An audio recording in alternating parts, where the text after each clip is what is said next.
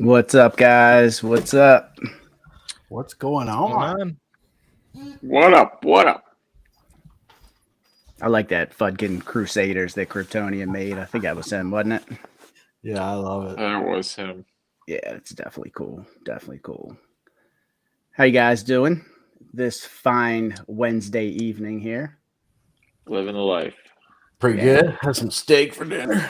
Yeah, I didn't think you guys were gonna be here because we actually had two of our guests today, the Greek DeFi guru and Chris Cruz. They actually met up in person this evening, which is pretty cool. Yes, we did. We had Right some on. steak and had some good conversation. I had a little bit of bourbon, a little bit of Woodford Reserve, I think is what it was. So, Right on. Did have some bourbon. yeah. Did you partake I there, had a Greek? Corona. I had a Yeah. Corona. I can't drink that bourbon stuff. Yeah. Too strong for me. Yeah, you had to drive Really? home, I guess, huh? Right. Yeah, I drive a company car home, so I can't. I'm not even supposed to have any. Yeah, let me take. He my- had an apple juice, okay? Hey, Yeah. I ate my Yeah. meal though, so I was impressed with myself. Yeah, What, that chicken was- nuggets? No, he had a steak too. What was your steak called? It's just a 6-ounce fillet. You guys went to the Texas Roadhouse, correct? Was it? Yeah. Yeah, Texas Yeah. Roadkill. Yeah, we got a couple of those Yeah. around here. They're pretty good, man. Those rolls, man, they're to die for. Yeah, my son came with us. He took some rolls home. That's cool. That's cool. Was he impressed by meeting our very own influencer, the Greek DeFi guru? Oh yeah. He had a lot to say on the way back and everything like Awesome. that. He wasn't feeling too good today, but he went up and he was excited about it. He got there and he thought it was pretty cool. He ended up eating the rest of my steak that I finished, but yeah, he had a good time. I'm glad you guys were able to meet up. That's always cool. You know, we spend so much time hanging out in the backgrounds on these lives and texting and all that kind of stuff. But for you guys to meet up in person, I can't wait to meet up with some of you guys in person. You know the one thing really I cool. take out of the whole thing was that I wasn't surprised by anything from Greek. I mean, I'm sure. Sure. the guy that's online that you see and everything is the guy that you see in real life. I mean, it wasn't, there was no, you run across that because, I don't know really any kind of influencers or anything like that. And Greek is out there, man. I mean, he's got a following, he's got, and The guy gets recognized in airports. Yeah. And it was like One time. that's him. He came. I parked when I parked. I took my phone out to check different messages and stuff, and then look over. There he is, and I'm like, "What? There? That's Greek." I could tell. It is what it is, man. You get That's cool. you get the authentic Greek every time he's on a live stream. So, Speaking of that, I had a Greek salad for dinner. Sus. Yeah. Or you. that's kind of a crazy statement to actually say. I'm just taken aback by that. Right on. Yeah, so Anar caught me off guard. He's like, I want to go live tonight. We're like, what do you want to talk about? I'm like, whatever, whatever. Well, one thing I definitely want to talk about, and before I get there, you see Robert Duquette's, I think that's how you pronounce it, Doucette, however you pronounce it. It's you see his Doucette, GoFundMe. get it right. It's Doucette. Got it. So there's his GoFundMe, and I think we've all heard that his fiance tragically passed away, unfortunately. So if any of you guys want to help out Robert, the GoFundMe link's there. Go ahead and throw that out. Definitely happy to see you guys throwing that out there and promoting that link. Obviously not promoting it for happy reasons, but just trying to help out someone in the community in need. Yeah, it sucks, and our thoughts and prayers are with you, Robert, and that's most important. But if that helps as well, man, I hope it does. So Yeah, hopefully it does help. yeah. What's up, Pride? Yeah, I see some pride there. Crypto Let us know if Pride. you want to jump on Pride. I can shoot you the link, man. Or Well, if you're at work. He's got access. He can just. Oh, that's right. He can just jump on. That's right. So anyway, one thing that I did want to talk about, guys, is I'm real close to launching my book. So it's coming. It should be coming at the end of the month. So one of the reasons why I haven't been around. I've been spending a lot of time working on the audio portion of it, and it's been going through editing and all that stuff numerous times. So just kind of finalizing all the details for launching, and it's coming up. It's coming up. So hopefully at the end of the month. Worst case, it'll be at the beginning of October, but I'm pushing for the end of the month. So is there any kind of behind the scenes type, we get a sneak peek or anything? I mean, anything that I mean, I could probably do something like that. I think I shared the cover with a couple of you guys at some point. But yeah, that's definitely something I can make happen. Let me see what I can find here. we got a few fellas watching, so I mean they might get a kick out of this. Yeah, let's see. Let me find. I think I got the cover Yeah, I may chilling have to over read- here somewhere. Read a book for the first time in years. So Like I said, man, I am doing an audio version as well, so you can always just listen to it. I'm an no, audio your book worth fan. your book's worth reading. Okay. I appreciate that. Man. Yeah. And So Rich Hudman, he's going by Rich Hudman. He says, when's the movie?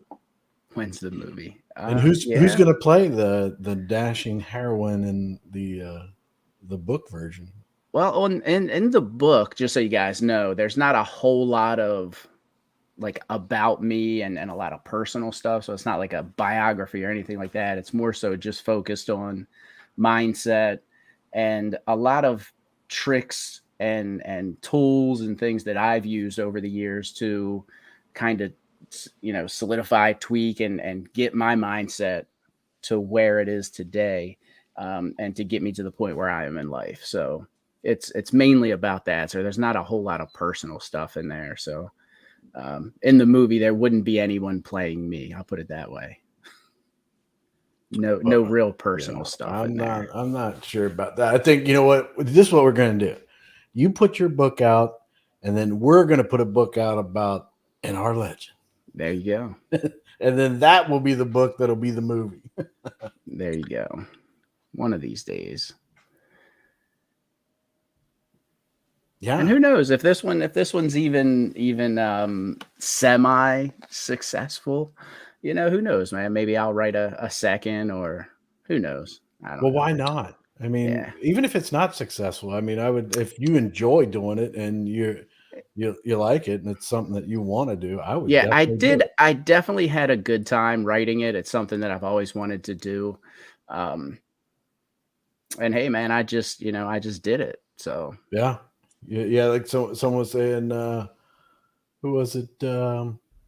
Marshall says NR can soon say he is published. Yeah, there you go. Very nice.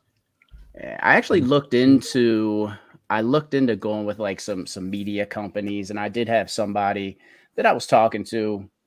They do some promotion and leading up to your book launch and all that stuff, but then they want a portion of revenue and all that stuff. And I'm like, man, I don't really feel like dealing with all that. Like, I'm just going to throw it out there, I was going to tell you, unfortunately, my fiance did that last year. She came out with a book too, went with that route, and it's very, very expensive. Yeah. It's in Barnes and Noble. The book's on Amazon. You can get it anywhere, but the problem is they take so much of the cut in the promoting in quotations. She's made pennies back. She sold quite a few, over 1,000, but which that's a good bit, man. I mean, honestly, if I sell 1,000 copies, I'll be happy as hell. I'll be doing it. It's just it's crazy then to see the check come back and it's like not even anywhere close to what you would think. It's like it's same thing with like artists on Spotify. It's that same sort of group. That Spotify stuff for people, man, that is terrible. That I'm shocked when I found out what their podcasts and stuff like that make. It's like, wow.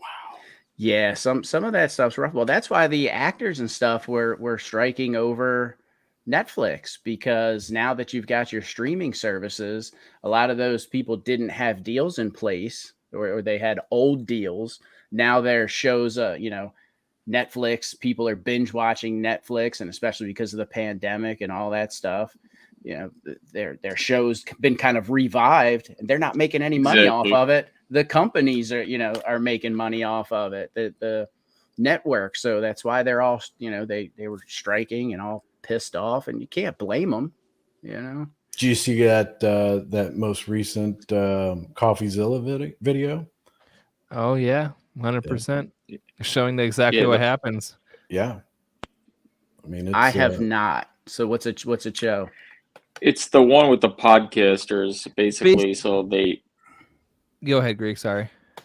get a bunch of deals, like a marketing deal from somebody, and they're just like ponzing the marketing, where not giving the podcasters back the money. Gotcha. Well, they keep giving them stock, and obviously stock is an unrealized gain, and if Right. you're giving everyone stock, I mean, it's like some projects, you're just giving out a token without a value, pretty much is basically what they're doing. Just Right. the stock, and they kept doing that and getting buyouts from other companies, and it was just a shit show. Yeah, there was another creator of some podcast, and he was talking about how he got ripped off, and I can't remember. Theo Vaughn is the Theo Vaughn. That's who it was. That's where it was. Yes. CoffeeZilla had it was him. him. Yep. Okay. Yeah, he was the talking main about guy. that. So There's I a did couple see other that. guys. I Yeah. did see that. And he was pointing out that one specific guy that they were trying to get him to go over to a different company and give him shares of a separate company, and he's like, man, this is just shiesty. He's one of those ones though. I did see that. I enjoy him a lot. Oh, he's great, man. But every once in a while, you just don't know if he's serious or not. Yeah. I know what you mean. He ain't all there sometimes. Cocaine's a hell of a drug.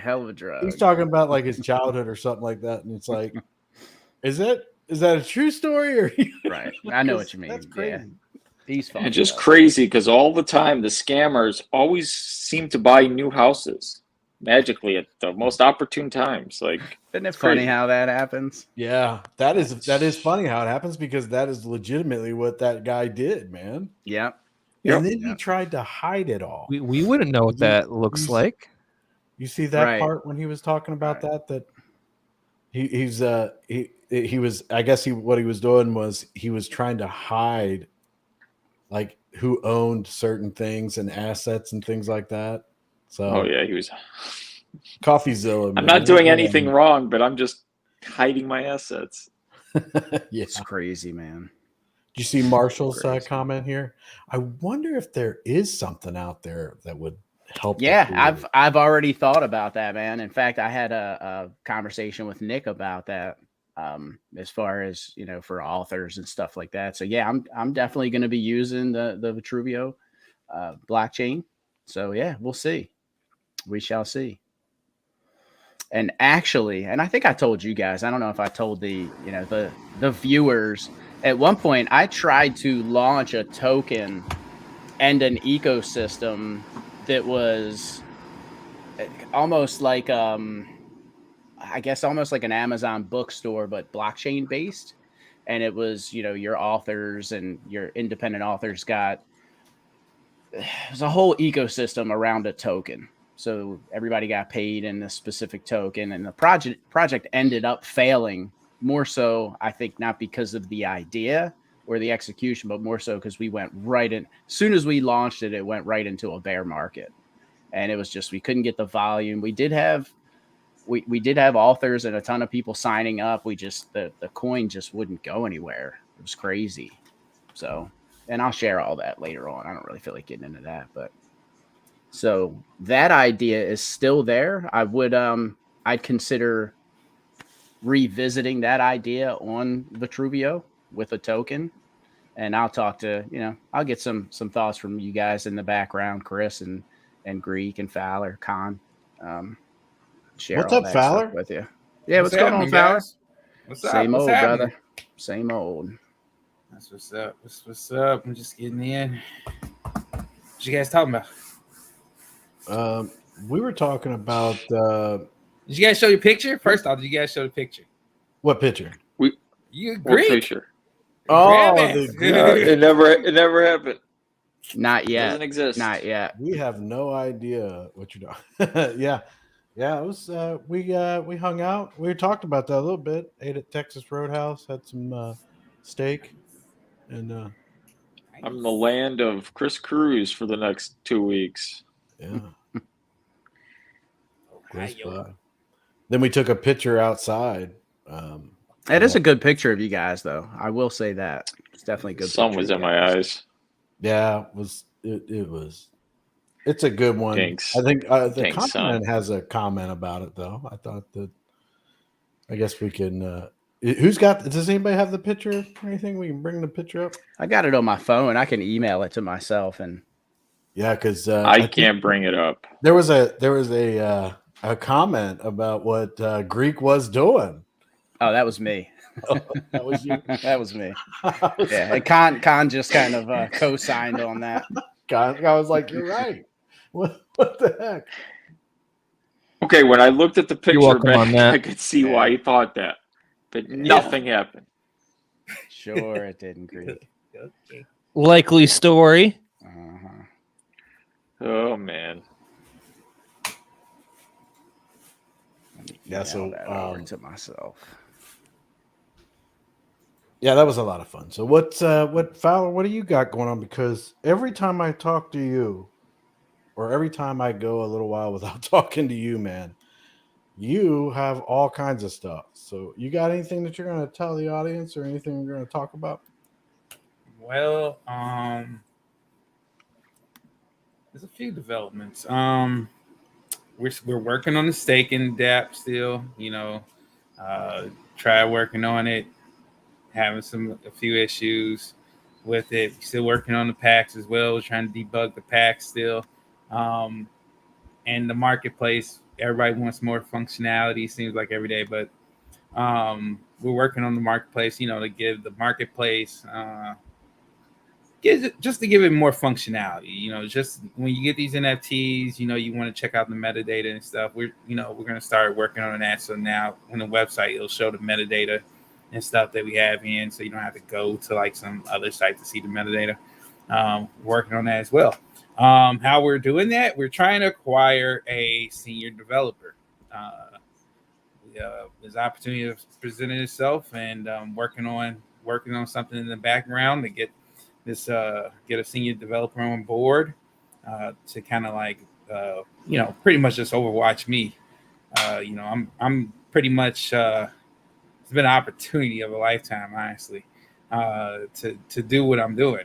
And but you always need someone better to kind of show you more things that you would have learned just on your own, right? Just like taking the crack shots, some other rules of the road. And I'm going to get that. I believe I'm gonna get that coming soon. I can't really, break out some really great news, but we're working on some really great stuff for Godly Gaming.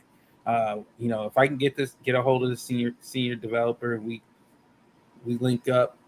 I think we're gonna have a lot of functional dApps, like 100% functional dApps. You guys know, I mean, in this space, it's like two things: either you show up or you're just talking. And I've 100% believe in not being a talker.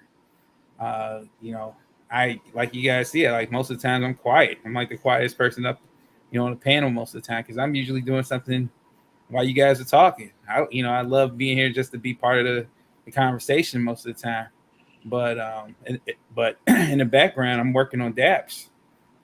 And not today though. I'm actually taking a break today. But usually, like, I'm working on dApps. Like, I'm trying to make stuff happen. And I've up to this point, I think I've done a pretty damn good job. And we're getting to the point where, we need this boost that's going to put us on top. Because once we have the functional dApps, that means we're real. We're real. And once I can guarantee, safety, investors and stuff like that, and I can say that something is 100% bug free, we're real. There's not too much in the space that people are building and showing up with what they built. So, for me, bringing this, it's going to open up the door. Hopefully, hopefully we can build upon Vitruvio, but, overall, as this project, the way it stands, this project is better served building its own blockchain.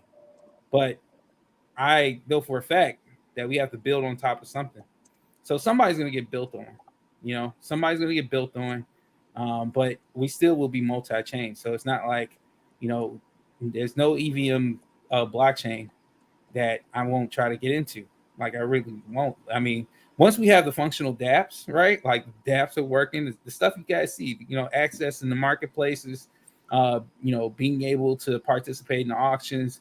When you see the staking dApp, being able to stake your NFTs and produce F3 tokens, and then we're going to start utilizing those tokens with other dApps. So, they're going to be little, mini games for you to drop those F3 tokens into. And then, we're going to, from there, we have a game, an idle game that we want to put together. That'll be literally the first part of our ecosystem, because the game itself is going to be a huge game.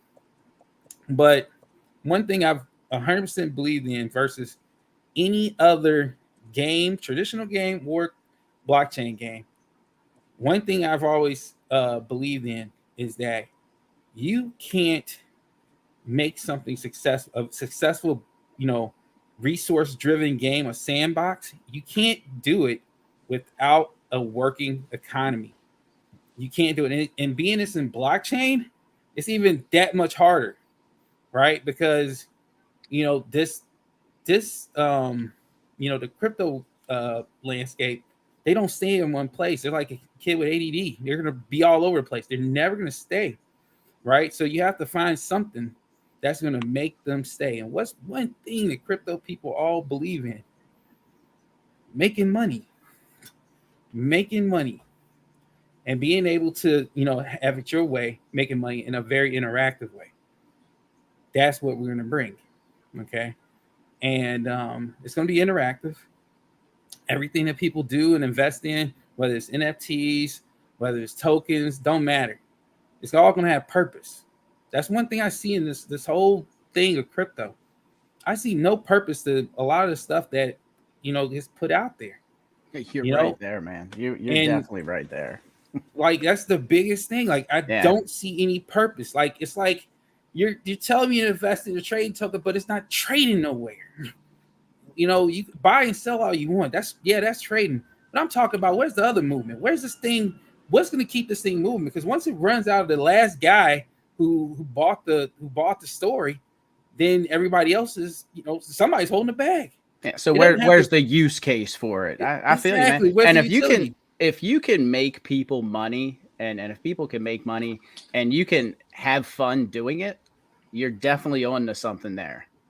Yeah. And I see where you're going with it, man. Believe me, I see some of the stuff that you're doing behind the scenes. And as I've had conversations with Chris, and Chris says it all the time, man. You're definitely on to something, and you're doing some big things, Fowler. And you've got all of our support, and obviously the community loves what you're doing. The Warriors are cool as hell.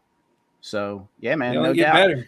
Do you have I know you said you were looking for like a dev. Do you have anybody in mind? Or are you looking in a specific place? Oh, I got a guy right now that I think I'm highly impressed with. And cool. I think that if everything goes well, this next little process of me trying to acquire him, just to really just, kind of, put his foot in there. I'm not going to say the guy's going to make Rome in a couple days, guys, but what I can tell you is that if I'm putting this stuff together, you best believe that somebody else is looking over me and make sure it's done right. So, and because one thing I don't believe in is putting something out that just don't work. Okay. If it don't work, it doesn't hit production.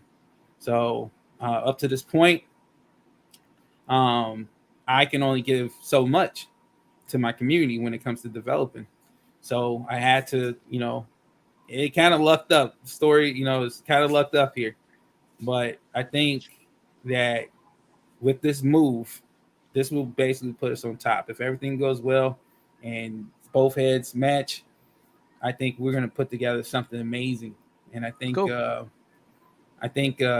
guys will really see what a true utility in crypto, born in crypto, not something, you're trying to link up to the real world. That's cool. But something that's really being forged in crypto.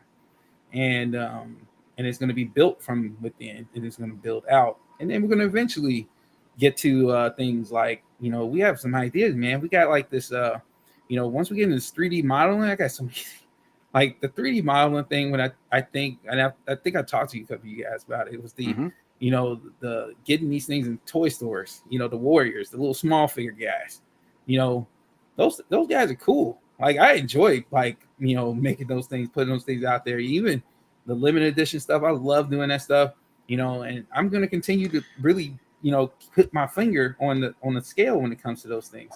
But, just know, like, this thing is not like one. It's not like one thing. It's got many places it can go. It's not one. It's not one dimensional. It's got a lot of layers to it. Yeah. A lot of layers. And it's a lot. Yeah. And it's something that, you could have went just straight for the blockchain thing. Yeah, you could have went straight for, some 3D out of control game. But realistically, what this space needs is people building things in it and people utilizing things that people within build. Okay. And you're missing one specific point there. It needs good, trustworthy people. Exactly. Good, trustworthy people, and that's exactly what the community has in yourself. So exactly. Yeah, man. And and that's another thing. I mean, especially what we've been through, like it's an understatement. The ringer. Right? Yeah, the ringer. Man, like it's an understatement. It's yeah. I'm not gonna lie, it was tough, like to kind of like bounce back, but I think I knew that I had something here that just once it hit the got legs and started to grow, it was gonna move regardless whether it was Vulcan or Safe. It don't matter. This thing goes on one blockchain and it can go into the next one. Once it's complete, it can go on any EVM blockchain and it can just reproduce just like that. And then at the end of the day, all it needs is one blockchain that can connect everything together. So no doubt. Basically, I'm out here building the bridges for something that isn't necessarily built in the middle for all the bridges connect to yet. But when it's time to build that thing to connect them all together, it won't have to be much to be done because all the foundation was done over time. Yeah. Versus trying to build from within with the blockchain and then going out, that's even harder because all your time is taken up. This stuff isn't easy. Hell, even trying to make one DApp by myself, it takes a lot of time. I can only imagine when you're talking about true people trying to make a blockchain, right? It's not something one person can do. It takes a lot of people. No doubt. And the OBZ is right on point. Trustworthy people is the key to it all. And I think it was TCL that said it's not the tech, it's the people in crypto. And that's what really mainstream needs. We need those trustworthy people in crypto, or it's not going to get adopted. If people just see it as a space where, oh, I'm going to get scammed, I'm not putting my money there.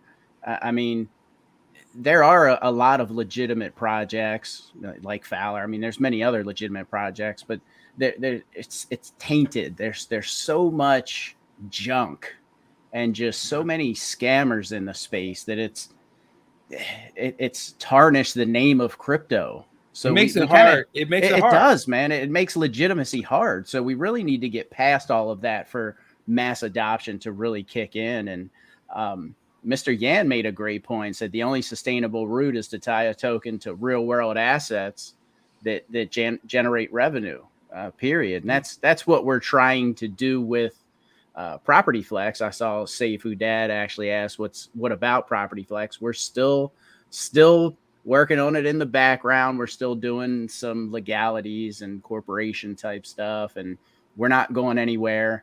I would say it's just been stalled a little bit just because we looked at launching on what was Vulcan is now Vitruvio. And I don't know if Vitruvio is going to be a good fit, appealing to creators. I don't know if that's going to work. And Now we may actually be pivoting, and we're actually having the conversation of potentially building our own blockchain as well. So Nick made a comment that in the real estate space, I forgot, it was a few lives ago, but Nick made the comment that real estate should have its own blockchain. And when he said that, a light bulb went off in my head. I immediately went into our team messages and started talking with Milky and Kryptonia. And I said, I think Nick might be right. Nick might be on to something there.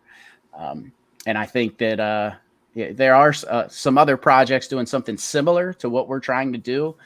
And they're all token projects, NFT and tokens and stuff like that. But I think a blockchain may be the way to go. So that's something we're exploring at this point. So we are in the background working, guys. We didn't just abandon it. We didn't abandon the idea. We're still working on it.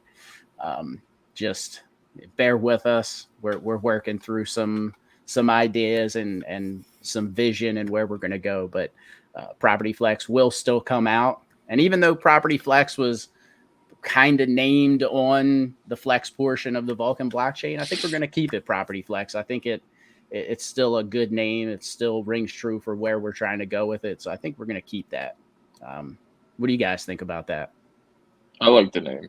Yeah. All right, cool. Yeah, I did want to ask you guys that. I mean, You're flexing your property, yo. Right. Yeah, You know? right on. I didn't see it as something that was associated with Vulcan. I mean, Yeah. I didn't even know you. I didn't tied it with even make Vulcan. that connection. yeah, I was thinking Property Flex. That's what the shit. we're Oh, all who in invited trouble this guy? Oh my Oh god. man, looks like I gotta go. Shouldn't you be hanging out with your Uh, daughter, Kryptonian? Yeah, but I hear I'm kind of upset because Chris and Greek spending all that time together. I didn't like Right, that, man. right. I do have the picture. So I'm going to Oh, share that man. here. Oh, the one where the Yeah. inappropriate picture. Yeah, the inappropriate one. So we'll share that in a Greek had like second. a handful. Exactly. So I did What's up, find my book cover. So I'm going to go ahead and share that. So I'm going to bring that up. So I yeah, did man, find good to see that. So I'm going to bring that up. So I'm going to share that with you guys now. So I'm going to bring that up. What the Now, there you go. That is let's see if I can make this happen. There we go. So that is my Nice. book cover. So it's a solutions mindset. That's the book. I want to say it ended up being about 250 pages, somewhere in that ballpark. Ooh, it's about 249 pages too long for me to read. Yeah. So Nice. I like it, man. so that's the book Absolutely. cover. So I figured I'd share that with you guys. Hopefully,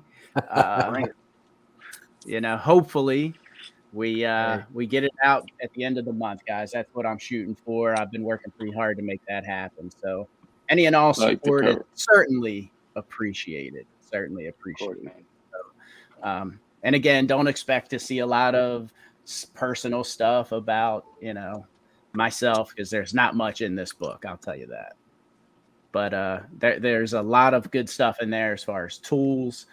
If you do want to shift your mindset, there's a lot of good stuff in there to help you do just that.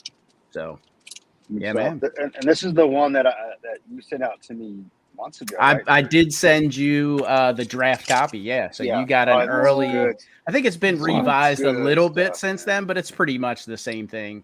I think maybe Yeah. we I changed. see how it is. Kryptonian's coming in here flexing. He's like, Yeah. you guys might think you're getting a sneak peek, but I already know it all. So Yeah. Well, he didn't take me to Roadhouse or nothing, but Right. Texas Roadhouse. Hey, No, but it was actually pretty good. I've actually used. I've had the privilege of reading it, and full disclosure, I've been using a lot of the things that he talks about, since then on a day-to-day in my businesses. So it's definitely a very, very good book. I mean, he's bringing a lot of useful tools that are really common sense, but most people don't know about it, right? And so my hat goes off to you, NR. You really laid it out, man, very, very, very well. So I'm excited to actually get a copy of this. I can't wait. I appreciate that, man. That definitely means a lot, man. Trust me. Sure. So, and I gotta say, man, I usually don't get nervous or anything like that, man, but I am a bit anxious about about launching. It's like, you know, are people going to receive it well? Is it, you know, so yeah, man, it's just kind of one of those things. So it's going to be received very well. now I do have the picture here of Greek and Chris, and Nice. our two buddies there hanging out I ain't in gonna the lie, I was parking a little bit lot. jealous. Wish I was there. Yeah, with you man. guys. Yeah. That's cool. That's good stuff, man. See, proof it exists. You see, Yeah, if we were standing in front of my truck there, though, that's the Yeah. important thing. I noticed the rims. Yeah. I noticed. Nice truck, brother. Nice truck. You know, I It like is, it. it is a beautiful truck, dude. No, we all have the burning question though. What's that? What's Was that? Greek grabbing his Greek- ass? Yeah. I think No, no, even better than that. Yo, where the hell's my look right at my arm? face. Wait, He's wait, obviously wait. doing something. Greek, Hey, do hey, you Rick, picture you what, guys, Rick, man. what side is his wallet on? I want to know. I was trying to get some Bitcoin. That's what I was trying He for. actually, you Hey, you're in can the see wrong his pocket, hand. bro. His It's in the hand wrong is. pocket. That's awesome. I think you That's can see. awesome. Can't you see his hand? He was just. We're standing next Oh, to no, him. you can. He's yeah. probably giving Yeah. you a man hug behind you. You know, I Well, just, you know. It's in one of three places. It's in the Right. left or right back pocket, or it's on his hip. Either all those are wrong places, bro. I'm just saying, man. And Greek, you were traveling for work, correct? And you were able to meet up with Chris? That's so cool, man. Yeah, it just so happens that my work took me an hour and a half away from That's cool, man. I'm the glad you guys. Bitcoin daddy himself. I'm glad you guys got Nice. to meet up. That is absolutely awesome. So It's a lot yeah, of fun, man. Yeah. It's a lot of fun. And I found out today I'm stuck here another week, so we might meet up again next week. What? definitely cool. Definitely cool, man. That's crazy. Yeah, I Yeah. got and it was good, man. They had It's a good picture, you guys. they Yeah, had that's that cool, man. wood. Did you get your son in the picture as well? He's the one that's taking it. He took the picture. Okay. You couldn't have found some schmuck in the parking lot to get all three of you guys? Well, there's a guy that came up on a Harley that was talking. Yeah. He's good. Nobody wanted to talk to us. They were just like, No. whoa. That's These good. guys. That's a Well, good one guy's picture, though, like, guys. "Hey, yeah, thank you for your service." I'm like, cool. Yeah, that guy was respectful. yeah, Yeah. he was. That was a good guy. Guy One of pulls the up guy, on his no one Harley. asked him why you had such big ears. Who had big ears? I got big ears. Greek, I'm being funny. I was asked that. That was the question I was saying earlier. It's like, damn, Oh. Greek, do you listen well with those ears? I can't hear shit with my big ass ears. Well, I was saying in comparison to Chris next to him's like, damn. No wonder why he listens to Prado's videos all day. Oh my god. Oh God. There we go. God. No Hey, comment. hey, No comment. No comment. I'm supposed to be the a-hole, man. Yeah. That was- I had to fill the gap. I'm not a part of these often, so you know. No, you're right. You No let me doubt. you let me put my foot in my mouth, but I appreciate you stepping up. That's pretty good. Yeah, man. Kryptonians. Nah, all the Like, love, "Ah, thank obviously. God I'm yeah, not the no. one walking in. Yeah, I know. Finally. Nah, that's good. No, they look cool. Like a lot of fun guys. Wish I could have been there. Good. I'll be there. We'll definitely be meeting up soon. And I'll make a trip up there to No Man's Land. You know, east side of the To the correct US. time zone. Yeah. Yeah. I'll It's be throwing sure me to- off. This time zone sucks. I'm sure it is messing with you. Yeah. Oh, it is right. That's right. You're central. I forgot about that. Yeah. You know, Must be it's weird. tough being in the right time zone when you've Yeah. been so wrong for No, so it, long. actually, it's tough Yeah. paying all those taxes up there. It's tough. That's That tough. it is. That it is. Very. That Oh. it is. Stuff's cheaper over here tax wise for me. Oh, it is. Oh, is it? Oh, that's right. Because you're like from Chicago area or something like that. Yeah, Chicago just robs you blind. Literally. And then they Literally. rob you again. Yeah. Like literally. Right. They tax you Hey, on your taxes. Right. Kind Give of me like your some, wallet. Then they Some rugged, actually you know. stick you up. Yeah. Because you can't oh carry. man. You know, because those gun laws are really keeping the criminals from getting weapons. Oh yeah, they work 100%. very well. Makes working zero very sense, well. man. Makes 0 sense. So I tuned in kind of towards the tail end. I heard blockchain. We building the blockchain there, NR. Well, Sounds we've good to me. we've been having the conversation in the background a little bit, you know. I Yes, mean, well, yes, we we have. are with Prism, obviously. There's Yeah, one. Yep. So yeah, I mean, we've had the conversation, especially after Nick brought that up about real estate and just the intricacies of real estate, that even he felt there should, it should be a blockchain and not just a token project like are already out there. So potentially, as we've had conversations, if we want to separate ourselves from those guys, maybe that's the way to go. So, definitely an option. The things that I kind of sent over you the other day, right? Mm-hmm. A few of those discourse to look at. Yep. You see that there's a lot more out there, right? More options. I do. I do, and thank you for that, by the way. Of course. So it's definitely feasible, and on the heels of Property Flex, I can see that as well. A real estate specific type blockchain, right? And if you go through we can talk about it later, but I've been reading up in the last few days. It just makes more sense to do that, right? To do something like that. And definitely the sky is the limit in that regard. And we absolutely, you and I and those that are in crypto, we have the appetite for it, right? And we want this stuff to happen. And that's what it takes. I've got the appetite for it. I still have the resources and the assets. And crypto will be my last frontier, as I've always said it. And I'm gonna go big or go home. That's just how I roll. And I appreciate you guys going on that journey with me. I couldn't ask for a better bunch of men to be with me on this journey. So I appreciate you all. Our pleasure, brother. Our pleasure. Sure. Absolutely. Believe me. And Rickness, I did see that up there, and it looks like Ashley. Thank you for answering, Ashley. Appreciate you. Ashley's awesome, man. She's so supportive. She's always absolutely. She's hey, Ashley, awesome. tell Jackson we said hello. Yes, please do. But yes, Don't I forget about David. Yeah, David as well. David as well. That's right. Yeah. Hello to the family. I did have the audio version made, so that's going to launch at the same time. It will be on Audible, and then Crazy Diamond, yes, it'll be available for Kindle. So probably what I'll do is I'll probably throw it on like all the Amazon stuff, some of the other platforms that are out there from what I'm looking at, and then it'll probably be print on demand if you want a physical copy. So NR, are you the one reading? You will share it in my what? Discord. What's that, Fowler? So are you the one reading the Audible, or no? I paid somebody. I paid somebody to do that, and it was not courteous. It's the best way to do it. It would be cool if it was you, NR, because I thought about do guys. Yeah, I wanted your yeah. and our voice when you do the Brian Legend stuff. Yeah, because then you could say and just one dickhead. Yeah. So I thought about doing it. Unfortunately, I just didn't have the time. The guy that I got to do it is phenomenal. Like, he just has an awesome voice, and he did a bang up job. Like, I was really happy with the end product. You didn't have enough Barry White music as background. Yeah. The first one, I wanted a professional. Kryptonian spin. See how it goes, but.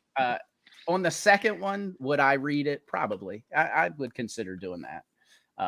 I think just because there wasn't a lot of personal stuff. I think if it was more personal, I probably would have read it. So we'll see. We'll see. But good question though, man. Good question. Yeah. Oh, Jocko. Jocko's going to get himself banned. No, I did not. Guys. I'm not a dickhead. Guys, mindset mastery. Guys, give me your cash. You can always get Here's that my guy, wallet address. Send me the I'm not a dickhead, guys. Hey, wait a minute. That's my wallet address. Right. Plan bitch. Oh, and dickhead, just in case you're watching, we didn't forget about your ass. We're still coming for you. Oh yeah. Yeah. Oh yeah. I was thinking about that the other day, Greek. Like, do those two clowns think that like it's just cool to ride off into the sunset at this point? Like, the community's forgotten about them. You know what I mean? Like, I was thinking about that the other day.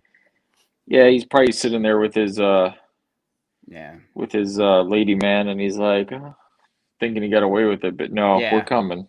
Oh yeah. Kryptonian, did you make did you make a meme out of that conversation, that YouTube comment conversation that you showed us? Which one? Which meme? I don't know. I don't want to give out too much of it because people might know, and you might be like, I don't want to show them. The one where you explained something to somebody and they said something and you said, "There you go." No, not yet. But I know exactly what you're talking about. But not You yet. need to, no. man. I could see that going viral because that was so classic. I know what you're talking about. Okay. All right. Yeah, I that don't have a clue. Fowler, when are you doing more of those dragons, man? I want one of those cool ass dragons. Oh, don't even say it, because then if you do that, then Rickness just Oh. jumps in and Yeah, I takes it. know. I want one of those cool ass Oh, yeah. dragons. So, Rickness, you know, man, he's a what machine. was funny? The funny thing is about that is that if you're talking about the one Rickness has, Mm-hmm. Yeah. I was actually more interested in doing more of that type of style. I really like that style. I really like that myself. I like that Yeah. personally. That's right up my Fowler alley. sent me Yeah. a 3-headed one a while back. I was Yeah. like, Oh, man, yeah, I got loved it. Hold on. I think That's I something. I got like the one Pride has too. Let me get no, don't even go there. That was my I like favorite. I like the one. Yeah, I like that one Pride has too. That one's fat. Yeah, but look at Rickness. He just said something. And look at Yeah. that dragon on there. That's cool. Yeah. It is badass. It's definitely Yeah, badass. he's like, yeah, you mean this beautiful beast? Yeah, we're talking about you, Rickness. Come on. Yeah. Yeah. You gotta rub it in, rub it in. And Rickness, for some reason, I don't think your wallet connects to anything anymore. I'm sorry. I think it's Or no, here, connect to this page right here. oh yeah. Yeah, so you can buy more of those. He's so good at it though. He always seems to do well. And look, did you see about did you star this look at this. The comment from a while ago. Yeah. Teddy won. Yeah, Teddy won. And I gotta say this before you read Teddy One's comment, Chris, is I don't think people give Fowler enough credit. And I don't think we talk about how dedicated this guy is. And he pretty much made his mind up and said, I'm going to learn how to program and how to do this myself. And my man went all in for his community. All in. Yep. He went all in for his community.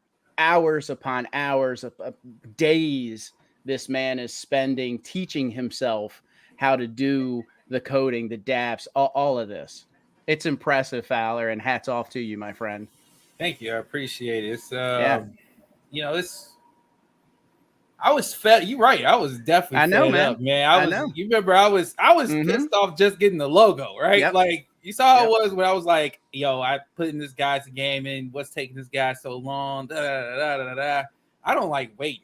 I don't like waiting because I can You have took no matters deadline. into your own hands. Like I said, man, it's impressive. You grabbed the bull by the horns. You know what I mean? You made it happen. You said there's nobody like you have doing. to. Yeah, man. Yeah, and This highly impressed. is Highly the impressed. most accurate comment that Rickness could put up there to Fowler. Yeah, I like that. Yeah, that What was you good. He said Fowler made it so when I try to connect my wallet, a message pops up and tells me to go play D&D with my kids. Yeah. I'm gonna take his wallet. Know which good. way is his wallet That's address. So all I gotta do is pop it in there. It's just like, dude, go away, go away. This dude, he's killing it. But you know who's killing it right now? You know who won the last one? Teddy won. I know. Yeah. Teddy won. Yeah. Won the. He just won. He won. Was it today? I think it was today. Was it today? I believe it was today. I lose track. But like, he just won the last limited edition. The last one I posted. That wasn't even a live one. That wasn't even live. The guy's on top of a guy who said, yeah, Chris, you remember Teddy One was like, I can't win. I can't And Wise win. Choice Money and me, the three of us were like the three amigos. We couldn't do anything. Every time we went in there, it was like, and we're like the ones on the stream. People would like show up, like Rickness. Remember that one night where he showed up? Oh, I didn't know you were Eflin. Bam, wins. Yep. That's always the case. There's like two minutes left of the raffle, and you're like, I'm about ready to close it. And Rickness is like, wait, gets in there and wins. It's like, oh my goodness.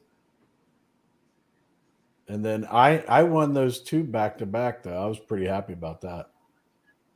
And I think, Wise Choice. Oh, did he get a different one? I can't make that one out. That one's so small to me.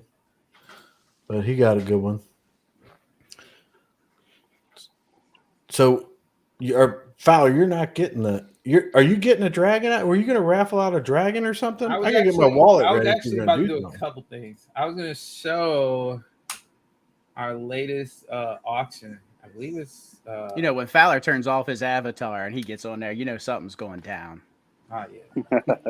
Something's I always got something up my sleeve, man. Yeah. You guys want to run a raffle? I got no problems with that. I think Rickness and Teddy One, they're ready. They're ready. Wise Choice Money's like, Rick just comes off the top rope.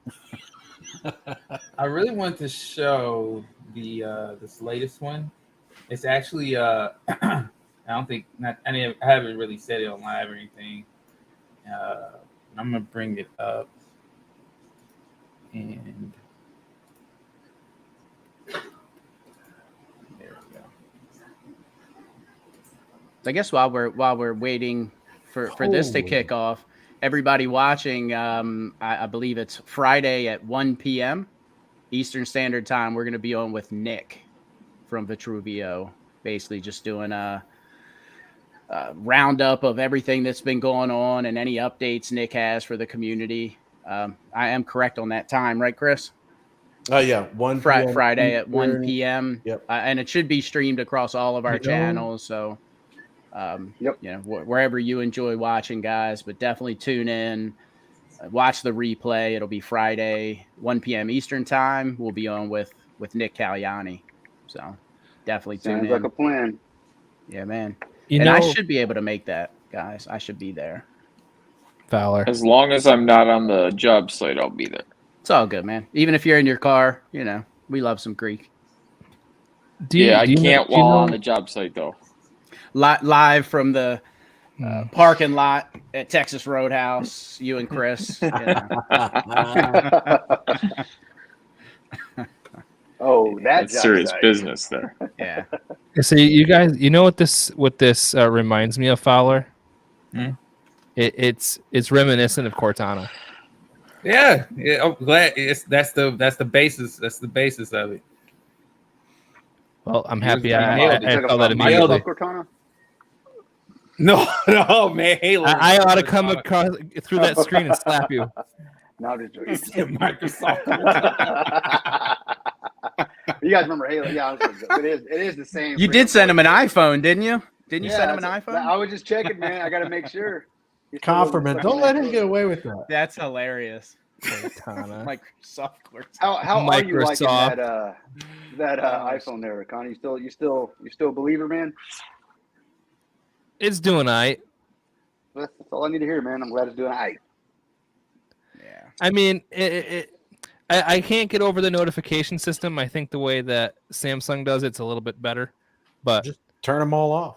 I was gonna say I turn all mine off, man. I can't Yeah, I turn stand them my off, phone man. going off constantly, except for my 4X alerts and stuff like that. yeah. I keep those on. Yeah, the important stuff, right? Yeah. Yeah. Did you get that alert on Aussie USD? Yes, actually, I did. Yes, sir. Looking good. It's just a vicious. I think I got vicious- one last night for I think it was something to the yen. It might have been the I forgot what it was. Maybe USD yen. it might have been USD yen. It might have been the pound to the yen. I can't remember. I think it was the pound to the yen. It tanked last night. Oh. Yeah, I mean it did a Oh, sharp yeah. it did a sharp dive. Yeah. Yeah. Well, Aussie USD is right in the middle of that sucker. You look at the 4 hour and it's like boom. It's almost down, a complete 100 pips. Wow. That's all right though. Making money. Yeah. And I'll share with you guys too. I did an interview yesterday with a Forex trader. Interviewed me because I've taken some of their courses and I trade with them in the mornings. And they did an interview with me yesterday. So I have to share a link to that when I find it. I think they just recently posted it on their YouTube channel. So that's Nice. pretty cool. Yeah. Yeah, it was pretty cool. Those Forex guys, man, they're cray cray. Yeah. Yeah. I mean, the one dude, he's multi-millionaire, just killing the Forex game, making like $7,000 a day. I'm like, this is insane, man. Not on my best day was I that good. I just got, and I think I told you, I just got my first prop firm account. So okay. I'll be making some videos on that. I started out, I actually just got $100,000 account actually. So we'll see how that goes. I'm trading with 100K. And you went all in. Now I could have went a little higher, but yeah, we'll see how it goes. And I think the first goal is like 8%. So you got to make $8,000. 8%. Yeah. Oh, you got to make 8%. You got to make 8%, and they give you an unlimited time to make it.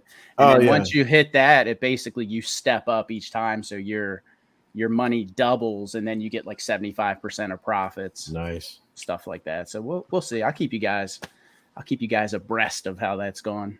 So. Yeah, I mean 8% is reasonable. I figured that, and that's kind of what I was thinking. So yeah, we'll see how it goes. I'm still not as patient of a trader. I tend to force from time to time, and I have a problem with revenge trading, just like I do with revenge betting. Like if I lose, then I'm like, you know what I mean, Greek. It's like, man, I need to make my money back. And, it's called revenge trading, man. You know, I ain't going out like that's that. how we lost all that money on the Super Bowl last exactly. He's like, I ain't going out like that. I'll say that right now. Exactly. Yeah, I lost this one. Exactly. You ain't getting me. I ain't losing the next one next week. Exactly. Yeah, losing this one. Yep. Next thing you know, I'm at the pawn shop. Yeah. You're writing books. Right. Story of a Greek's book life. signing. His next book is Revenge Trading. Don't do it. Right. 250 narrated by. I was gonna say somebody, but I'm not gonna Ryan say. Legend. No, I'm not gonna say. Guys, revenge. Co-author. Revenge. Yeah, he revenge trades against himself. Don't revenge trade, guys. Just send me your money. Yeah, revenge trading is like wash trading. Yeah, exactly. Man, It's market making, guys. You guys are Oh, too that's right. I'm funny. sorry. You guys are too funny. Man, every once in a while, just if you're bored, just go back and watch the CoffeeZilla video about BL every once in a while. I know. I like the other one. The one Jordy's or whatever his name Jordy's is. Yeah. funny, dude. Yeah. Jordy's was awesome. Dude, when I go back and watch him, I get so pissed off at myself. And I'm like, what in the hell was I thinking, man? Like, why? I know. Why did I do this? I want to punch a baby and I don't hit Exactly. You know what I mean? That's like, exactly. you know, it's like, what the hell just happened? You guys got some anger issues you need to work out. I ain't ever thought about punching a baby. I'll tell you that. It's a joke, man. Yeah. You never seen Anchorman? Come on, Yeah. is it Anchorman? Right? Yeah, but I ain't It is Anchorman. I ain't gonna punch a baby. The ironclad fist of that baby. You don't remember that scene? That was hilarious. man. Come on. Yeah. He punches a baby by mistake. Like, does anybody care about my hand? You know, because of that iron jaw. Anyways, man. I love me some Will Ferrell, man. He's funny. Oh yeah. Step Brothers is one of my all-time Yeah, Step favorites, Brothers. man. Love that movie, dude. Worldwide. That is a great Prestige movie. worldwide. Mhm. Yeah, dude.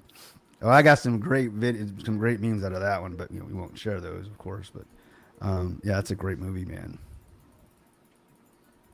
Yeah, those videos are good. I think I'll always save them. I'm a part of CoffeeZilla's Patreon, so I'm gonna save those, and they're gonna be like Christmas movies. Yeah. for me. Yeah. Christmas movie. I like They're it. playing in the background while everybody's opening up gifts and Yeah, stuff. like sitting there at the piano singing Silent Night. Yeah, did any of you guys see that? The Wolfer Finance guy, whatever the hell his name is. Oh, the two videos that Drew did about him? Yeah, that's it. Drew Wolfer, yeah. One of them He did had a about mic Prado. messed up or Yeah, the something. second one. Well, that is was the like- last video. Yeah, but the funny part about that is he's like, I care so little about this guy that I'm just gonna launch the video with a screwed up mic and not even take the time to fix it. Like That like, happened to just- me before. Yeah. That just puts when the, I filmed the the nail in video. the coffin. I know, like I don't even care, you know. Yeah, Like, exactly. I redid my video when that Yeah. happened to me, but it's annoying. He was like, So I you care know how that little- little about this dude. Yeah, that I'm Yeah. just gonna say screw it and throw it out there. That Man. was funny, man. That was a good video. I mean, you could get like 95% of the audio, but Yeah, half the time you're like can get what squinting he's with your saying. ears, you know? yeah. I don't mind Drew Wolfer. I mean, I've heard some people say stuff about his projects and all that. He seems all right to me. I don't know much about his projects, but I just don't- think in I a don't know much video about where it. he's dissing another project, he shouldn't bring up his projects. Like yeah, that's yeah. just Well, it devalues his opinion, point, though. in my opinion. yeah, he's shilling his Well, own project, but to his benefit, though, he was trying to. He is, talking about his projects and everything like that. But he was trying to make the correlation that, like, if you want to see a you're real busy- project, yeah, that you want to does see a this, legit project. yes, This is, correct. Yeah. So I get what he was doing, but Yeah. I agree with Greek. I was like, Yeah. okay, it sounds like now this has turned into a commercial. The other thing that I was very surprised about, speaking of Greek, is that there was no rebuttal to Greek's video on all the points that Greek brought up that I felt were really valid. There was nothing that came out refuting that. Now, obviously, I'm not in the Discord or by any who? of that stuff, but by Prado. Oh, I don't even. Yeah, I mean, I like, don't or ya clown, ya boop, or whatever his name is, and Oh, yeah. Yeah, sorry. I don't. yeah, and yeah, I just figured since everybody was saying, "Oh, Greek, you're wrong," blah blah blah. Well, why didn't somebody come out and go point by point and say, "Well, this is why you're wrong"? Yeah, Because- that would be neat. Because they couldn't, because all of the things that Greek brought up were factual. And I mean, didn't they make some changes based on some of the points that you made? Yeah, they lowered the sell tax to 5%. Really, that's too little, too late at this point. Oh yeah, Really, 110%. the LP issues, they're still going to have those LP issues. He says he's going to do injections with the 20K, but they got to get that released. Right. And hopefully this time he takes the advice and doesn't announce it that he's going to do a buy-in because everybody just sold, so he was exit liquidity. He was at yeah. I mean, The brilliance. I'm sorry, man. I just Yeah. and then Well, and so then we get the why you $2. just do I'm that. gonna buy. He gets the $2. He does his buy, and then instantly it goes from like 240 to 140. I'm like, what did you expect was gonna happen? You basically, I was just pissed off. I didn't have BNB. I could have Right. made money off this. I was Right. like, but I had no BNB because I'm buying all this Bitcoin. So anytime I just send it over to my exchange and buy Bitcoin and then move it to my Colo. So Yeah. I have no BNB. Yeah, I owe you some Bitcoin too, by the way. Wait, you owe anybody else Bitcoin? Just Mhm. Greek. Greek. Well, No, technically, everyone's he's been here. repaying me the Bitcoin that I paid him. So Oh. we keep sending Bitcoin back and forth. Yeah. We're testing the network, make sure Bitcoin's There still you go. working. There you go. You you know. can test. Well, what'll happen you is guys I'll can need test to- my wallet if you want. I'll hold on to it. I'll need to buy something with Bitcoin, so I needed like $200 or $300 in Bitcoin. And when I don't have any just chilling accessible, so Yes, when I man. buy it, it takes Mine's a all day up or in two a to trust. clear. Yeah, mine Yeah. mine takes a day or two to clear. And Greek has his accessible, so he'll Yeah. send it over for me, and then as soon as mine clears, I'll just reimburse him. So I appreciate him. He's like my little bank of Greek here lately. I was about to So, say that. Yeah, Little yeah, Bank of he's been helping a Little Bank brother of out. Greece. Wait a minute. Yeah, Didn't the man. Bank of Greece have a bank run? Yeah. That's a Yeah. good Wow. analogy, man. Foreshadowing right there. You want me to send when it clears? Do you want me to send it to the same wallet as the last time, Greek? Yeah. You have a okay. Cool. No, that's my cold wallet. I used to have my Bitcoin. I had it in my cold wallets, whatever, Keystone and all that jazz. And then I met Chris Cruz, and he schooled me on trusts, and so now it's locked away, for a rainy day in a sense. And now I DCA obviously on, as I've always done, and I like it. I like it there. I feel something happens, the trust will take care of it in a sense, Yeah, I've been looking into more of the trust stuff and holding companies and life insurance. It eliminates. Yeah, man. That's how you. It That's how takes you the grow temptation out for generational me. wealth. It's Yeah. generational wealth, and it's what the wealthy do to not own anything, Mhm. to get things out of your name, and it's own nothing, control everything. It comes back to that, and Sure. yeah, man, it's when you really look into it, and it's all legal. But well, it's actually better because it if you is. think about it, It because really like an S corporation, Mhm. an LLC, Yep. the beneficiaries of those companies are the trust. The trust is you're the beneficiary. You pass goes to the other beneficiaries. So any like the LLCs and S corps of corporations where they're paying their employees and stuff like that, that doesn't shut down because it goes to probate court and has to be worked Right. out through the court.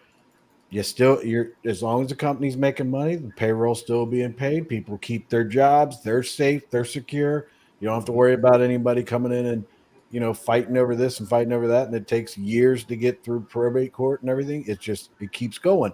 And so all those people are protected. So if you have employees, if you have anything like that, you're really doing a disservice by not setting it up that way. Agree. Because if it's all on your shoulders and something was to happen to you tragically, then you pretty much screwed all these people too. And then you screw their families, their kids, and then it's a chain reaction. So set yourself up. It is definitely a snowball effect. You're right there, man. Yeah. No doubt. So take care of yourself and take care of your family. And I've found the LLCs aren't necessarily the best way to go for taxes, but control. LLC is really good for control, and the S corps, good for the taxes. Well, the taxes, the S corp, you get your K1, and it works out a lot better. But LLCs are pretty much LLCs are good. Don't get me wrong, and it just depends on where you are. Like, S corps. I have both. Yeah. For taxes, C corps are more for if you're going to go public and all that. Yep.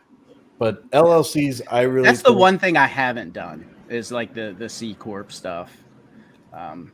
If you were going to go public, that by that time you would have attorneys, all that stuff, and then all you would know is it's a. Have you ever gone through that process with anything, Chris? No.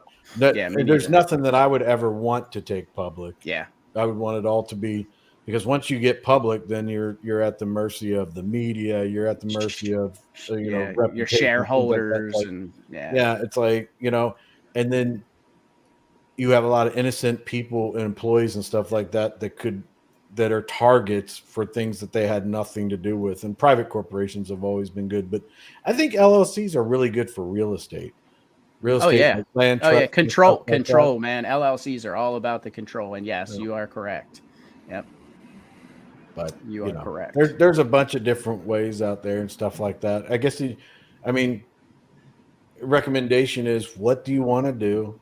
How do you want to have it structured? There are plenty of people out there, fiduciaries, that would be the best place to talk to them. And remember the difference between a fiduciary and an advisor. And fiduciary is the way to go. Yeah, I'm an advisor, but a fiduciary is like their responsibility is basically. I was going to say, so if you're an advisor, what more does it take to become a fiduciary to get that? Well, you have a legal obligation. I know you do, but is there any like specific training or certification that you have to take? Yeah.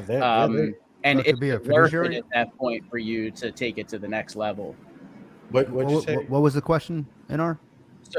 So if you're an advisor, like you said, what would be the advantage, or do you see an advantage to take it to the next level, and what does that look like? How much more? Just think about is it like there? this. Think about it like this.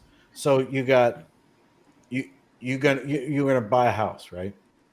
And you're gonna go to NR to buy your house, but NR is not a licensed real estate agent in like where you're gonna buy the house. So the NR is just gonna tell you what you should do. But if you do something, if something's set up wrong and you're using an actual licensed real estate agent for that state or whatever, they have a fiduciary responsibility to notify you that you're walking into a trap. There's something wrong. The house foundation's screwed up, something like that. They are obligated, whether it's their best interest or not. And an advisor might be like, look, buy this house because it's right next to my house. And if you pay more money, my property is going to go Or up. I get a bigger commission. Yeah, I get a bigger commission. Yeah. Or I would need to sell you a product. Fiduciaries have no stake in it. It's just the moral, the ethical thing to do. Right. Advisors So I guess have. my question is, why wouldn't someone I guess, want to take it to that next level? Is it because of that responsibility? Some people just don't want it at Well, that a lot point. of people don't or- think to ask Yeah. that though. Gotcha. Yeah, my They lawyer, think- my lawyers are my fiduciaries. One of Well, my well, think about it. They're Yeah. called financial advisors, and Right. not all financial advisors Are have a fiduciary fiduciaries. responsibility. Right. That's right. but- Correct. That's right. All fiduciaries, are financial advisors. Correct. Yeah. So I guess my That's question true. is, why That's true. wouldn't you want to take it to the next level? Yes, if you would you're definitely. already a I would financial never, advisor, in a million you know? years, I would take advice from you, the five of you up here, before I take advice from a financial advisor. Agreed. Just Yeah. as- Agreed. and there's nothing wrong with that, because it's just like a car salesman or something like that. Right. They're gonna make money off of you doing well, so they're not gonna tell you to do something bad. So Correct. they're going to have that ability. They're going to be like, look, we would like to see you make money, and here's the products that we believe in that also they'll get a commission off of, but we think these are going to be good for you. So they're not out there trying to hurt you. They're just out there. They're out there to try to sell you something. They're a little bit more self-motivated. Right. At the same time, They've got yeah. some product to push. There's some Correct. upsell to some Yeah. degree. They've got some sort of. It's kind of like me in as an MSP. Exactly. You know, we sell, Yes. you know, like I have just a smorgasbord, I would say, or maybe I have a wall board of different products that I can offer you, right? And I can do the ethical thing and give you advise what's best for you, right? Whether it's good for me or not. Or I can say, I think you should go with product A. Even though product A and product B are the same, I get more of a margin off of product A. So hey, you gotta go, and that to me, I don't roll that way. I'm gonna go what you need. I'm looking. I mean, I resell Microsoft licenses all the time, right? But my whole thing is about the continued relationship for years. I want to be your IT guy. I don't want to be your license guy. Well, you're also a man of principle at the same time. I try to be. you Yeah. know, Well, so- you because I've been burnt by so many men with no principles. yeah. You know what I'm talking about. That you kind of just want you sick and tired of being sick and tired. What's that? I see what you're saying, but a lot of those people out there, a lot of people will go to Fidelity or some financial institution, and they will be there because they believe in the products and they do think that they're doing Right.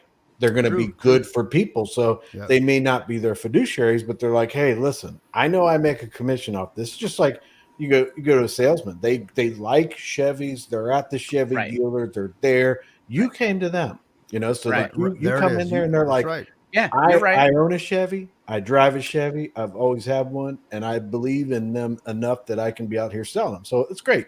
But when all that stuff's said and done, a fiduciary can get in trouble by not Right. telling you. So again, my question or my point comes back to, if you're in that space, let's just say I work at T. Rowe Price or whatever, Mhm. and I'm a financial advisor. Why wouldn't I want to take it to that next level to become a fiduciary? Like, I guess first of all, what Well, does it that depends look on like where you for go. that? A lot of them Yeah. require their series Gotcha. Yeah. license. So Yeah, that's like a different story. But if you're just a financial advisor, you're like working at Joe's, financial place. Yeah.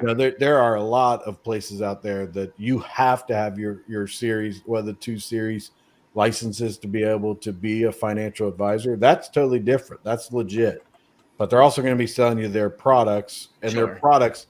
See, what they do is they have such a web of products that they can basically capture each area that would be good for you. So you really don't have to worry about it. You're going to go there. They're a fiduciary. They're going to give you a lineup of different products, and they're going to be good for you. Best tailored to my situation for my Correct, retirement, Right. and my But like as income in and assets. attorneys and Yeah. attorneys I get what you're and saying. financial planners and stuff, that's a little bit different. Those Yeah. are people you need to make sure that you have an estate attorney, somebody that's legal. There are so many out there. Yeah, that's what I have. I have an estate attorney. He's one of my longtime.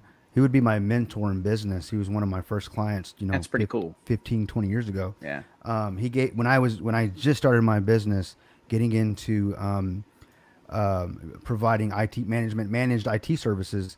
It was a lawyer. He had multiple offices throughout Houston, South, North. I mean, he had 12 to 20 associates under him, and he gave you my shot.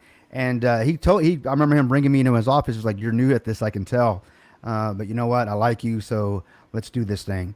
And it wasn't like, "Hey, show up, do IT for me." He would bring me into his office, sit down, let's talk about your business. Right. He always wanted to know how I was doing in life, with the family, with the kids, and then we talk shop. And I love that. And I was like, "What is this guy doing? I'm trying to get in and get out, man. I got things." But he taught me to slow down and enjoy life. But he also taught me to slow down and enjoy what I do. Otherwise, I'm gonna get burnt out. But long of the short is, he's long retired, and I still provide. He still has some IT needs, and I still provide things for him. And and I would say in the last maybe 6 to 7 years, he went from my customer. He's always been a friend of mine, but to a dear friend of mine, right? Like Chris is a friend of mine, and Chris is probably one of the oldest, and I say this respectfully, Chris, of all my friends. I mean, I highly respect you because of your experience. You know what I mean? Like you actually bring real I say experience. this respectfully, but damn, you're old. No. What I'm saying is he's like in his 70s. I'm not saying you're there, but what I'm saying is that you remind me a lot of him because you're pretty, just the advice you give, it all checks out. You're not just saying words. Okay. And that's why I'm like, okay, this guy knows what he's talking about. But this guy, when I started talking to him about the trust and all these things, he goes, this is what he says. He goes, "What have you been waiting for?" I was like, I had one of my buddies had to kind of tell me about this stuff. So he goes, "Well, just tell me what you want. We got it all done." But he's my fiduciary, and he has no stake in the game. He has 20, 30 something years. He's dealt with multi-billion-dollar acquisitions. He's a corporate lawyer, tax lawyer, all these things. And so I trust him, obviously. Right. And, it just makes sense. And whenever I brought up the trust and the annuities and all these things, he was like, "Yeah, this is what I do." And I'm like, "How come you never told me?" He goes, "You never asked. You never asked." I mean, usually when people don't, nobody wants to have a conversation about trust. They don't want to have a conversation about what's going to happen when you're gone. Right. I mean, right. Like my kids, they're required. Which is crazy form to a me, trust. though, because it's inevitable. We're all going to be gone at some point. Yeah, but but people don't, like nobody you said, wants man, to nobody talk wants to about it. deal with that Yeah, or talk they don't about it. want- You're right. Yeah. I mean, my kids, when I pass, my kids have to form a trust. They have to get the same terms and conditions on their insurance that I do. There's stipulations in there. Some of them are small, some of them are big, but they'll have their own trust. I mean, they technically have a trust now, but they don't have access to it until I pass. But then they have to form their trust. They have to have their insurance, all that kind of stuff. Everything passes to them, and they got to do the same thing with the next generation. So it just compounds every generation on top of the next generation. So Yep. Which is cool, man. You're making sure that your kids' are secure and set, which is, It has well, to again, as long as there's somewhere. money on the planet, And- they'll it's so awesome. If you look back to families that have generational wealth, there's always that one guy or that one woman that put those things into place, like you did, Chris. And I guess basically you're that guy for your family. People are going to look back in 200-300 years and your generations down the line, your family, you're still going to be talked about because you were that guy in your family. Does that make sense? yeah, Like, that's exactly what my plan is. That's my plan too. That's my Cool plan, too. about that, man. Like it's your It is. legacy. Yeah, And that's what you I can't say, put a man. price on that, man. If- That's awesome. If I die broke, if friendless, whatever, but I have honor, I'm fine. But You won't be friendless because you have honor. but yeah, I agree with that. But Boom. my kids, Boom. they're going to be the ones that are going to have the money. So it's not me. And Yeah. people say, "Oh, you got all this Bitcoin." And if they really knew me, I don't have that Bitcoin, dude. Yeah. I don't. It's in a trust for my kids. The only thing I can do is deposit into it. I can't take anything out of it. So it's like, "Oh, you got all this Bitcoin."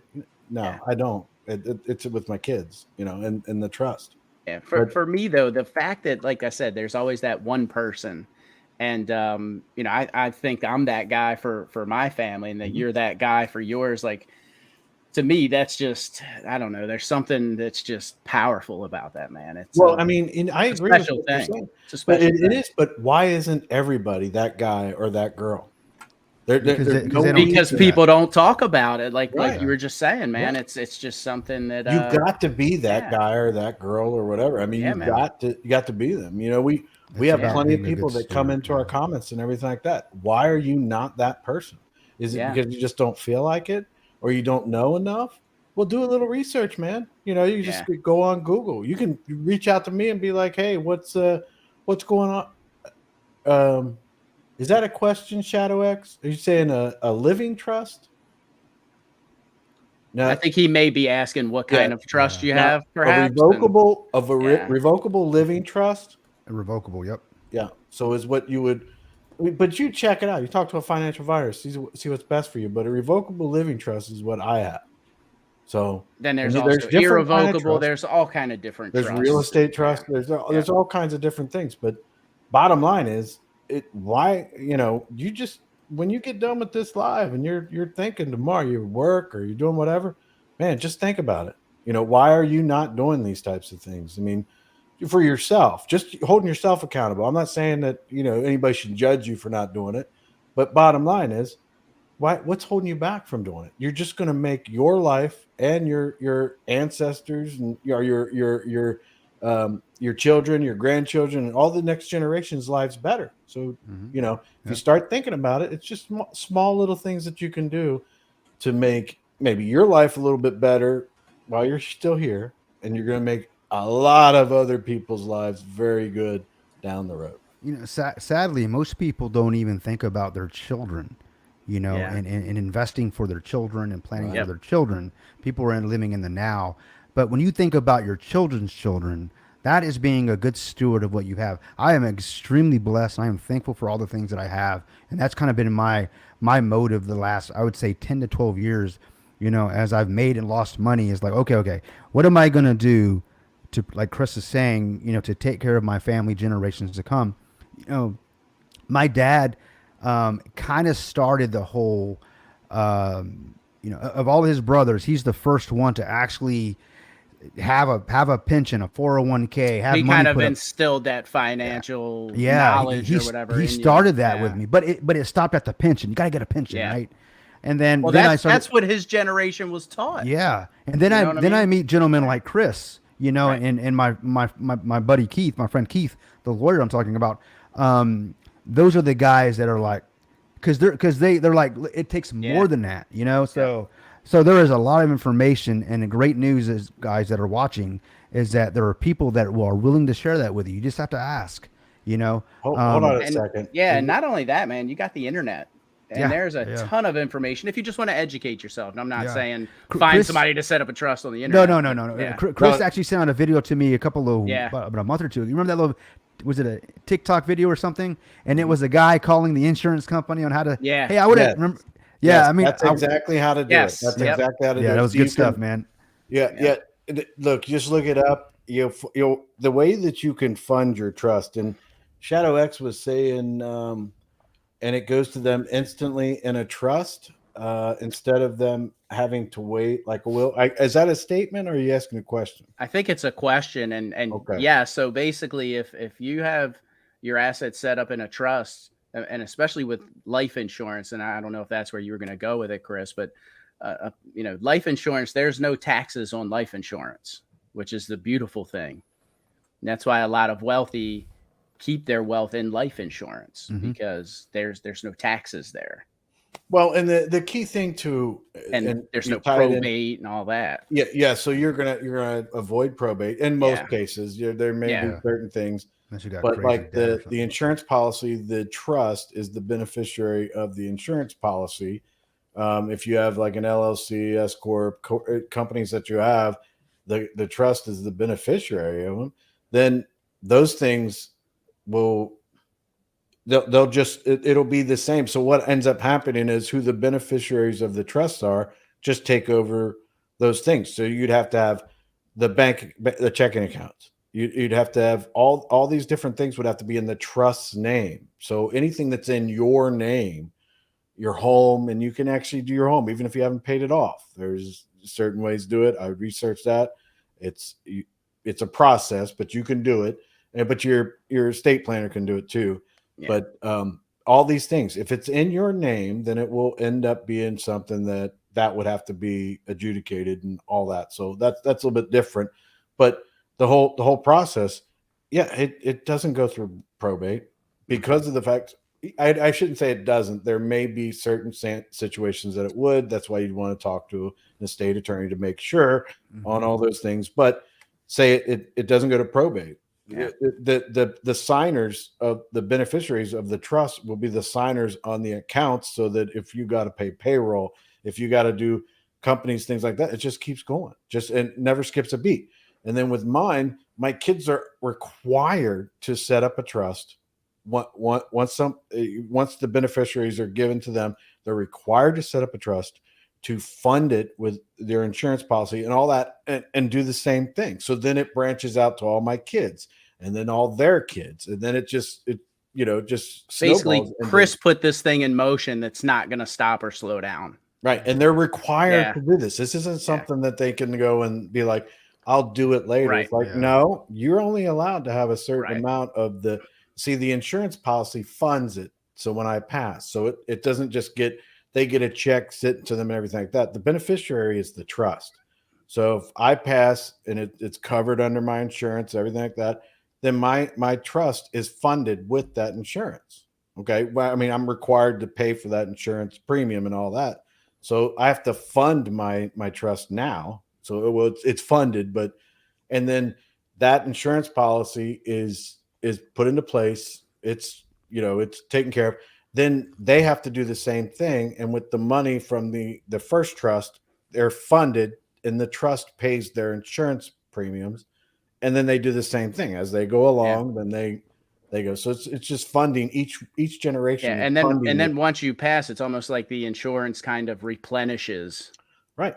and Then some of the insurance policies too, and this is what I was talking to Kryptonian about. So some of the policies that you have up there, and depending on what you can borrow, you'd have to read the disclaimers, but you can actually borrow against your trust and give yourself an interest-free loan.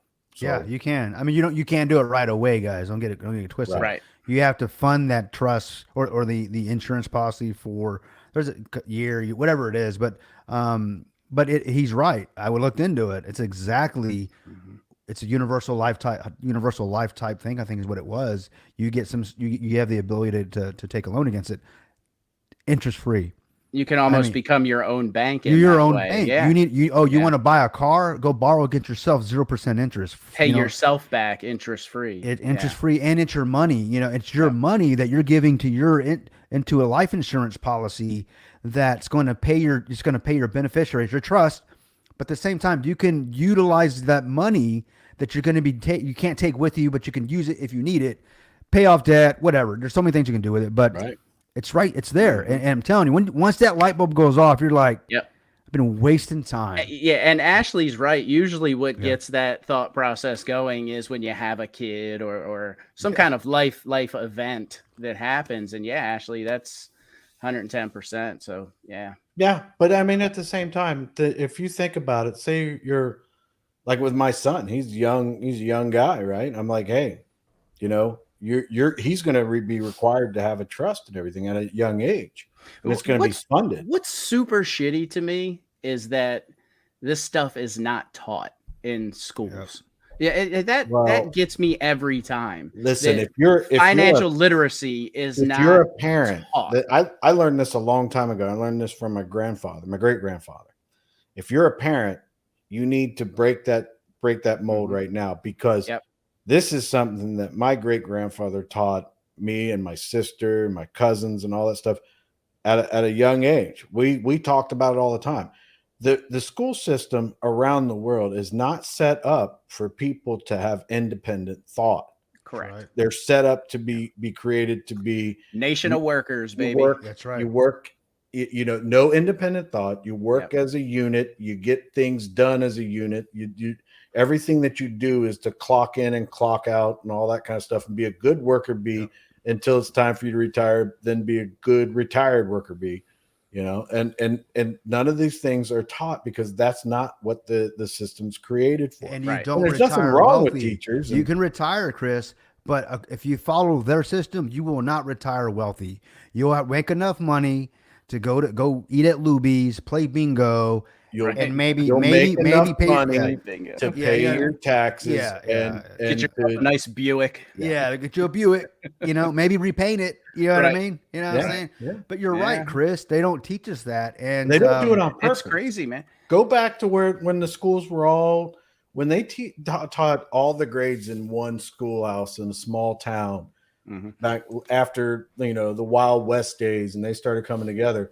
What was it in the early 1900s? They basically I think the started school making system school came about system. in like the 20s or 30s. I Yeah. think that's And when it really The started. purpose was to basically and look who the people were that created the school systems, and it was the to Rockefellers. create You're worker ultra bees. The wealthy. Yes. Rockefeller, Yep. you know the Rockefellers, right? You understand that school, like the books that you guys get from public schools are mass produced by the Rockefellers, Mhm. and they are sold to school districts for less than pennies on the dollar. Well, all right. Here's an interesting point here because I think my thing's going to reset here in a second, Okay. so I might drop off for a second. But this is how ridiculous this is. Who the Rockefellers helped create? They might not have been all of them, but they helped create the school system. Yeah. But who is the cookie cutter, the book, everything about what we talked about having trust? What family is that? The Rockefellers. Mm-hmm. So the Rockefellers knew how to create generational wealth, but they didn't teach every kid since the early. They kept it 1900s in-house. how to do Well, that. they kept it. Think about that. The guys that know the secret sauce only passed out the books without the secret sauce. So they create create That's exactly right. They create the textbooks and the books that we get. The manual of The manual, yeah. Yeah. So public schools get sold these books from this organization for pennies. In other words, they lose money producing these books, but they do it for a reason. They do that because when schools are looking for books, those that actually want to teach and actually create books legitimately to teach people how to manage their money and unplug for the matrix and be actually have critical thinking, they can't afford to mass produce these books. So because they're basically being undersold by the guys that are trillionaires, you can't compete. So they keep their books in the system. They don't care if they're losing money because they already know how to make the money. It's a system that they have put in place. We can't teach them that they're how not to be ants. We got to make sure they stay as ants. And I always talk about that. That they need us more than we need them. Once you realize that, everything changes. But retiring doesn't mean you're going to retire wealthy. It just means you don't have to work anymore. And you get senior citizen discounts, you get discounts at Denny's, IHOP, all you these get your things. lame social security check. Right. I see Yeah. that in an interesting light being out here in the middle of nowhere. Yeah. Seeing the people that are in their 70s and they're just barely scared. Like I because now I work in a car dealership and I'm helping. Yeah. I try to help people out every day. I'm not like one of those service advisors. I see them like they'll get an oil change back and they're like, oh, I have to wait till next week to pay this until I get my Social Security. And I was like, oh my, I'm like, is that what it comes down to? You're just like scraping the pennies, like, oh, can I get my? And pudding that this week? social security check isn't much. No, it's that. not. No. Yeah. Con, that's one of the things that pushed me into unplugging from the matrix because I was actually as I began to become an IT service provider, I would run across small businesses that they just couldn't afford to pay for like full IT guys or full-time IT guys or really pay for the technology to keep their business safe, secure, and all that stuff. They would say the same thing. Like these guys they're business owners and they have no money. It's like, what? What happened, man? Yeah. Yeah. And I'm in, I own a business and, I don't want to, how does that happen? It's like, I should just go work for somebody else if that's the case. So anyways, and then having my mom and my dad, where my dad's always been financially sound and taking care of himself, but my mom and my aunts and all those, they were just always depended on the government. I got my Social Security. You know, I'm going to get my check or whatever. I'd never want to I never want to be in that situation. You know, We're reliant on the government. relying on the government. You know, Yeah. I think, and R and I, you know, we've been hearing, you know, since we were probably in school that Social Security is not going to be around for us. It won't be around. Yeah, Yeah, I've been hearing that. Yeah, so you're definitely not going to get it. You Even know, though if I- I've paid a shit ton into Yeah, it, I'll tell you yeah. that. And Oh, even if I do get it, it's not going to be able to pay for an oil change. I'll tell you that Right. right now, right? So Right. it sucks. It really Exactly. sucks. But Yeah, But yeah, and it's- I figured out early on that the system was a scam, and Well- go to college, get a loan. I'm like, no, I'm not putting Yeah. myself into all this Well- debt and blah blah blah. And like, no way. It's also I'm the not doing people it, you man. got pushing the behind Yeah. that, like, because you see, I hate As I a hate to young say it, man, most- go try to get a business loan as a young person. you're not getting. They it. won't give it to you, but So go try to get what a I'm gonna say is school loan. most people that Yeah. I'm going to say They'll that are, tie you that are down with older, hundreds of thousands. yeah, let me get this straight. Crazy. I can borrow. I need Sorry to cut you 100K off, for Kevin, working sorry. capital. I need 100K for working capital. Right. You know, I'm going to go buy a truck. You know, Yeah. I'm going to rent a little space. I'm going to start my own business. I'm just using an example. They're like, Sure. nah, sorry, you just But let me Uh, get 300K to go yeah. to this university. yeah, Sure, here, sign on the yeah, dotted sign line. up, Yeah, sign up. You know, yeah, and man, that's crazy. think about that, man. Think about that for a moment. It's a scam. Yeah. It's a Ponzi, It's man. insane. What were you saying, Con? well, Sorry about it- that. Sorry, it's guys. also it's like talk about the Matrix. It's just like when you're trying to branch out and do different things. It's just like me being out here in the sticks is definitely interesting. I hate to say the sticks, but it's true. The populations Yeah. around these towns are hundreds of people, Yeah, and just seeing them, it's just keeping their head down. They don't. It's go to work your not your 7 to 7 job, 7 to 5 job, you know, your 5 to 5, whatever it is.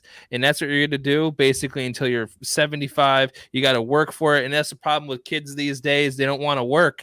yeah. It's not Just it. want to be on that YouTube. Yeah. So you're just you're on that interwebs, you know, Right, on that right. Facebook. Yeah, On the It- space pages. the face tube. Yeah, the face. pages.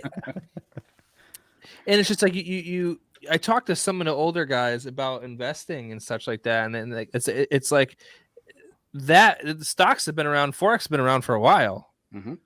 but just none of them do that. It's all pension. It's all pension. It's all Social 401k. 401ks. Yes. That's it. Yes. Yes. So- well, the older generation, like Kryptonian was saying with his dad, that was the thing, man. You worked Yeah. at like General Motors or at Bethlehem Steel. Well, that's or when they something. actually worked, though. It was, American, yeah, it was, American it was Steel. that pension. actually worked. Find Guys, a good company. My get a dad's good pension. my dad's Yeah. 77 years old. Yep. Okay, I've been running my business since 2006. He still thinks this is a side gig for me. Still. He still thinks this is side work. Like, so I'm like, oh, I got to go to work. I Like, remember you telling me that. yeah, like where? What do you mean? Well, I got to go to my client. Like the one on the side. No, Dad, it's actually like my client of like 50 years. You know, like Right. the guy that sends a check every month. You know, point is that. But that's just. He's still Yeah. one of these days. I'm gonna get me that job with, You get a with quick job Williams with a and steel Gas. Yeah. corporation. Yeah, and I'm gonna get that pension. But I'll tell you that, and this is how it was Fun. for years. But now that he's been ill, as you guys know, he's been staying with me for the last few months. Yeah. I haven't lived with my dad since I was 18, and now he's staying with me, and I'm 46 years old.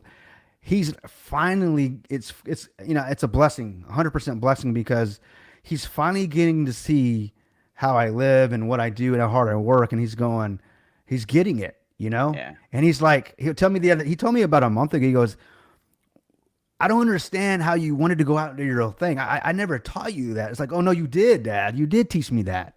Well, how? I mean, I didn't tell you to go start your own business. No, Dad, what I learned from you, Dad, was principles, character, integrity. Those are the things that stuck on me. And then what I also learned from you is that unless I work for another man, I will not be my own man. I mean, and that's what he taught me, you know? And I'm like, Dad, I'm sorry. I want to be my own man, you know? And so I want to do my own thing. And he's like, well, you know, he was like, okay, well, it makes sense. Fair enough. Makes sense. fair- Yeah. But point is that it took him a while. Now he sees it, and I hope to. You know, I've got daughters, and my daughters see that. You know, I got to spend some time with my daughters today. I got to catch up with them, so it was great. And they're talking about their lives and what they want to do, and they're adulting now, and it's really cool to watch. You know, someone you've been pouring into all these years begin to say things that you've been saying to them their whole lives, you know, and you know, just saying, and really by action and an example, it's cool to see that, you know, and You're I seeing hope the fruits of your labor. yeah, you know? I am, Yeah. and it gives me peace. Yeah. But it's not done there, guys. You know, as Chris would say, I've got to make sure that I take care of them so they can take care of theirs, and those can take care of the others. So, and that's what I'm doing now. So now I feel like now I feel like a good steward, and I'm being more responsible. It's one thing to just say, hey, you know, do right and fear no man. It's another thing to say, do right and fear no man, and let me make sure I teach you how to. You never have to depend on another man, you know, and that's so you got to take it a step further, right? But sorry, Con, I didn't mean to interrupt you, but you just got me thinking about that stuff, man. I was just gonna reiterate something. It's just you're drastically in such a different time because you know all those people are under the principle of, you know, you stay at the same place, you work there forever, you know, you eventually get some sort of raises, you know, and which don't amount to anything. But Cost of those living. people, not even- I know some people at the job, Matt, been there for 35 years in Yep. like the same position I'm in. I'm like, how? Like how? Right. Like how do you stay doing that for so long? But as you guys know, like nowadays we're all listening back and forth just to jobs that get better pay. That's what it's become. There's other sides to that too, because there's and I've seen it with my employees. Is there's some people that are just okay being mediocre and doing just enough to get by, doing the bare minimum, and you know, as long as I make my paycheck, I can get my 12-pack of beer for the week or whatever. Yeah. buy a little sack Well, of weed or whatever it may be. I'm happy. You know, To be honest, and that's though, it. you Some don't know people for don't sure. want more. You know. Yeah, and I agree with what you're saying, but Yeah. on the outside, you don't know for sure if that. I mean, a lot of people when they come across me might be like, you know, I like to do a few things, you know, and all that kind of stuff and everything like that. But you don't know what they got planned behind them. I mean, if they're getting, That's true. you know, That's very true. they might be like, yeah, I got a trust, I got all this stuff. Yeah. People are taking care of. Because me, I could probably live a lot more.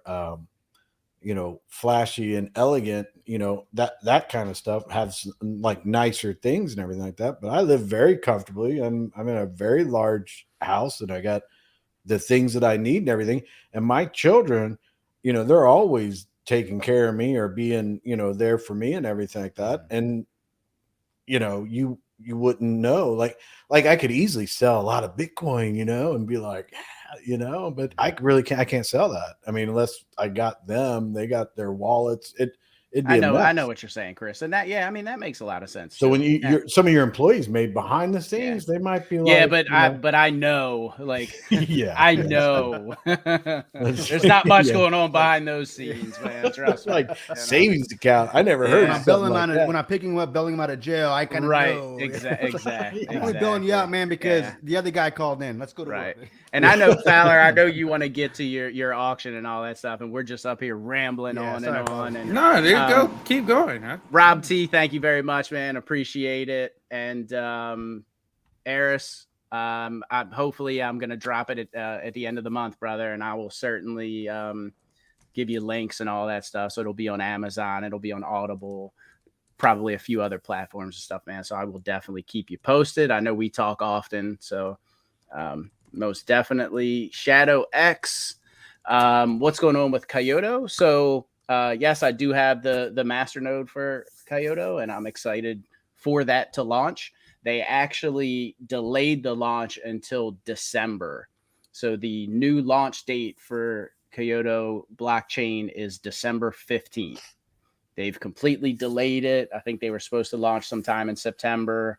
They're doing some type of advertising initiative right now, ramping it up for that December 15th launch. So that's kind of where everything's at with Kyoto. Nothing much to talk about until, you know, a few months down the road. So, you know, they're still, if you really want to stay informed, I definitely recommend jumping in their Telegram, jumping in their Discord. They have weekly AMAs, and they're always very informative. So they're doing some really cool stuff. Like they're actually sequestering land so that they can use the carbon credits of that land for their blockchain, which is pretty awesome. So they're doing some big things. Like they're buying land in like Africa and stuff like that, sequestering thousands of acres just to use that those carbon credits. It's pretty cool actually. So yeah. So I hope that filled you in there. And was there anything else we needed to get to in the comments here? Scott McLean, Fowler and NR describing Prado's worldwide token. I'm making money every day. Sure you are. And facts don't care about your feelings, kid. yeah. And I mean, if you are, great. I mean, I hope that all of the worldwide token holders make tons of money. Yeah. I guess my first question would be, are those realized gains? Have you sold for profit? Or do you just see a balance on the screen going up because when the top 3 holders sell their bags, the project dies? There it So, is. yeah, I And mean, that's reminiscence of what we went through with BL and Seifu and all. Just a rebasing is the issue I have with it. I mean, I learned my lesson with that stuff. and again, Greek brought up so many good points in his video. And that just scratches the surface as far as I'm concerned. So again, man, good luck. I wasn't trying to talk smack. I mean, it's just, I don't necessarily like the guy. He's shown me time and time again what type of human being he is. So as far as the community is concerned, I hope everything goes well. Let me put it to you this way. I got kicked out of LSC Discord, which I think Yamap ended up naming it after himself now. Like, who does that? Number one. I got kicked out of that Discord for hanging out with these guys, or maybe not agreeing with him. Yeah, I don't even know why. Like, I never got an answer, explanation. I wasn't in LSC Discord or L Legendary Club or Yamap Club or whatever the hell it's called now. I've got like 40 NFTs. I can't even get in the Discord because they kicked me out for not supporting WWT or maybe raising questions about, hey, what are you doing with the money? So, but you supported it. Yeah. I'm not going to be quiet. I'll tell you that, because we were in the echo chamber and that got us all in the boat that we were in. So I'm not going for that anymore. Exactly. Yeah. So, we're just going to be, we're no longer we're going to be drinking the Kool-Aid, guys. Yeah, man. If asking questions, really depends on the flavor, though. If that is true, but if asking questions, Hawaiian Blue, gets you kicked out, that to me should raise red flags. If the project owner is booting you out for asking serious questions, and I'm not talking about questions where I'm accusing somebody of this or coming in saying you did this or you did that, just coming in going, hey man, what is this about? And not getting a straight answer, and then you're kicking me out and you're banning me and you're timing me out and stuff just for asking questions. Huge red flag. But that's the guy that's leading these projects and whatever, man. It's I'm not going to be that guy anymore. I'm not going to sit there and not ask the question. So if it gets me kicked out, it gets me kicked out. Sorry. But I wish you guys nothing but the best as far as your community goes. Hands down, I hope you guys make a ton of money. So I hope they do too, man. If it hits a bull run and it goes, yeah, man. And even Prado, man, I don't hate the guy or anything, man. Like, I just don't like the type of human that he is. He's not somebody I want in my inner circle. After some stuff came out and I've seen some things now, he's just not somebody I want in my circle of friends. So I don't wish bad things to happen to the guy. I hope hope his project does succeed. I hope it does well. I hope it's the next Bitcoin, to be honest with you. I'm not hating on the guy. So just hope it works out. Yeah, I do. Because I've seen some stuff, like people would send me screenshots that says like, oh, the YouTubers are just jealous because you launched the other YouTubers are jealous because you're the only one that launched a project and this, that, the other. And we're working on projects left and right, Kryptonian. First of all, I'm not jealous of any man. First of all, that's number one. Number two, certainly not that man. Number three, I do hope it does well. I it does not bring me any joy to see it fail. There were a lot of things that from the jump I didn't like with the tokenomics and with how things were set up, and I was a little vocal about it, and a lot of those things Greek brought up. I mean, I think Khan, you brought them up from the very jump as well, and even tried to have a conversation with him at some point about it, and he didn't want to listen. So, at this point, it is what it is. So, good luck to everyone over there. So, yeah, man. I want to bring up this one comment, Ashley, just to kind of end the conversation about, the educational system and, how to critically think and, managing money and all that jazz. How to get yourself into debt. Yeah, how to put yourself, yeah, and this is what she's saying. One of the biggest, this is Ashley saying, and one of the biggest banks go to school and teaches them how to spend, like setting up a credit card. Exactly right. That goes back to, I got a credit card as a college student. Yeah. When I was in college, I mean, I walked into a bank. They gave me I think I was 17 years old. They gave me $2,500 credit card. No with job. A 30% interest rate. Yeah, of course. I had no job. Okay, no job. Right. When I went to start my business, okay, I had paper on purpose. I had contracts. I actually brought some real life contracts. I have these contracts. This is the next 12 months what my business is going to look like. Some MSAs and master service agreements, whatever. And they're like, sorry. Yeah, I isn't that crazy, dude? Yeah, I just need my credit. Sorry, I mean you're young and yep. I learned quickly. It's like, okay, cash is king.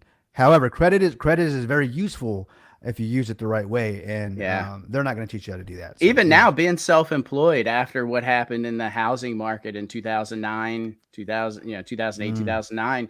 Now, when you're self-employed and you go to buy a house or something, you just went through a Kryptonian. You literally have to jump through hoops and give them. I mean, it is insane. If you don't fit in this little box, if you're self-employed, man, they want everything. I literally have enough funds to go to pay the house cash right now. Right, exactly. But I don't want to pay cash because I'm using that for other things. But they won't loan me the money unless I'm in debt. Right. All right. Like it's crazy. Like a friend of mine, a really good friend of mine, just yesterday we were talking about this. I was sitting there, talking, and I flipped over my wallet and he saw one of my bank cards. He's like, "Oh, you're with that bank?" I'm like, "Yeah, I'm with that bank." And he goes, "Oh man, I just applied for a credit card and they denied me." I'm like, "Well, I mean, why?" He's like, "I don't know." He's like, "My credit score is like 833." I'm like, "Well, that's a pretty damn good credit score for your age, man." He goes, "Yeah, all I have is a house and a truck note, and that's it. I have no credit cards." Like, well, there you go. You don't have credit. They want you in debt to allow you to get into debt. And he's like, you blew his mind. But that's just it. A credit score doesn't mean, it's really called the debt score. How responsible are you in staying in debt? They don't want you in debt to get in and get out. They want you in debt for years. They bank on you being in debt for 20 years. I mean, anyways. You know how to fix that? How's that? Everything that you talked about goes right back to what we were talking about earlier. Oh, yeah. Yeah. I'll be my own bank. That's how you fix that. Be your own bank. Yep. You have a trust. You fund the trust. You loan yourself the money for the things that you need. Mm-hmm. You don't blow it. You don't just go casino hopping, all that stuff. Not at all. You be your own bank to take care of those things, and you literally could have the greatest credit score ever, but you never have to use any of it. Never use it. That's right. Wisdom, Chris Cruz. Wisdom. You be your own bank. That's everybody's goal should be is to be your own bank, and have some left over when you pass to hand on to your kids. And you're never going to do that if you're using a credit score. I could care less, but I don't want anything to be. I don't want identity theft or anything like that. Keep an eye on it, but That's right. You won't deny me for anything because I won't be applying. Yeah. I remember Dave Ramsey. If you guys know who that is. He's Mr. Debt Snowball and all that kind of stuff. Financial Peace University. One of the stories I remember when he first. I've read a few of his books. I've been to a few of, been to one of his seminars, man. He's Okay. a great speaker, and I took his classes, and I was in my early 20s when I first jumped into his course. And I remember one of the stories he gave. He walked into a Best Buy.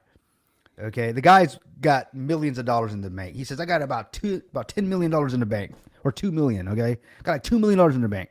And my wife's like, "I want a refrigerator." I'm like, "Well, I'm not buying a brand new refrigerator." Okay, this is why we got $2 million in the bank, because we ain't wasting money. So he goes, "I'm gonna go to Best Buy, and I'm just gonna buy one. I'm gonna use one, and I got great credit."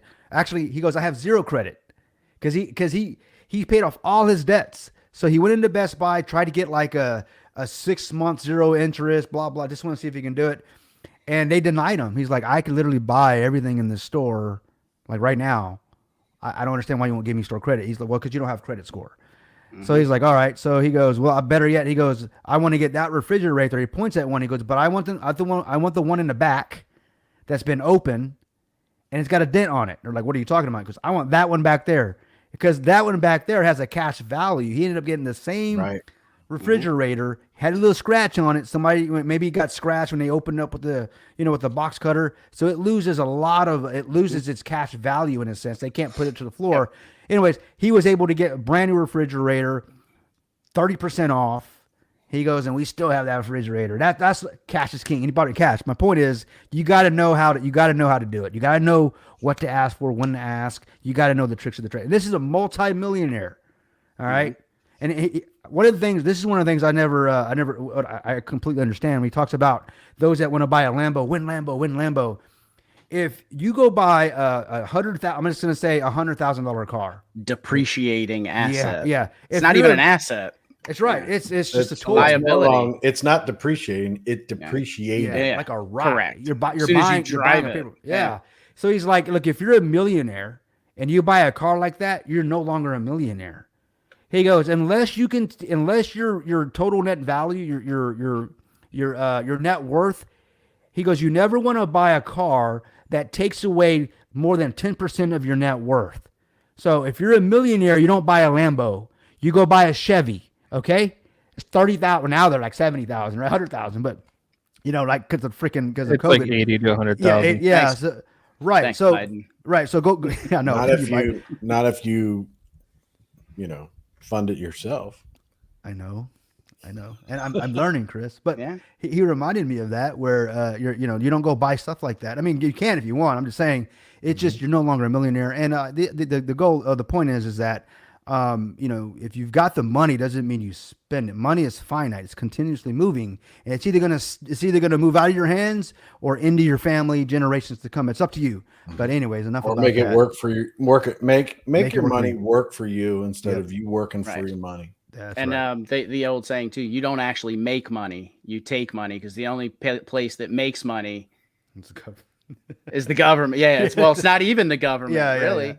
yeah. It's government not a takes branch money. of the government. Those are promissory notes. Yeah. Correct. Oh yeah. The what is it? The Federal Reserve. Exactly. The Federal Reserve and Bank. they tricked the entire nation when they named it the Federal Reserve, because you would think it's called the Federal Reserve. It's ran by the federal government. Absolutely not. Nope. Absolutely It's not. owned by somebody in Europe. But anyways, is it Europe? Yeah. Don't get me started, man. Yeah. Don't get me started. Don't get me started. So it All looks right. like Barry sent over a super chat. Let's He's get like- to that. Let's get to that, and then we'll let I want my raffle. yeah, there you go. When raffle, Island Flex, and again, guys, that's something with Property Flex that we may get into. We may buy an island at some point and turn it into a resort. Who knows? NR Island. I'm about it. Investment game token. So yeah, I mean, and Barry's got some really good ideas, man. Barry is one smart dude. Little inappropriate at times, but very smart guy. So thanks for that, Barry. You might be right, but it's all in good fun and Oh yeah, no doubt. Barry's always a good time, man. Barry's always a good time. All right. Well, I say we do a raffle, guys. Yeah, I'm down. I think we got one more. Do it. We got one more starred one here. Great chat. So Vitruvio will be a rebasing project, and we are all worried about rebasing. What's your thoughts on our model of rebasing? So the one There's cool a very thing, big difference. there's a huge difference because our rebasing ends. Yeah. It's not it doesn't go on forever. It's not forever. Yeah. So, the way that Nick set it up and I feel like the previous owner of the project, I'm not saying that they didn't actually sit down and calculate and do math, but with some of the gimmicky stuff that they did, even Nick came out and said it's just not going to work. And I mean, and we've had some conversations backstage about some of that stuff not working and the rebasing and all that stuff. Well, Nick actually figured out that, okay, well, we can rebase to reward early adopters. And that's really what the rebase is. It's token distribution to help out and reward early adopters. That's really all the rebasing is.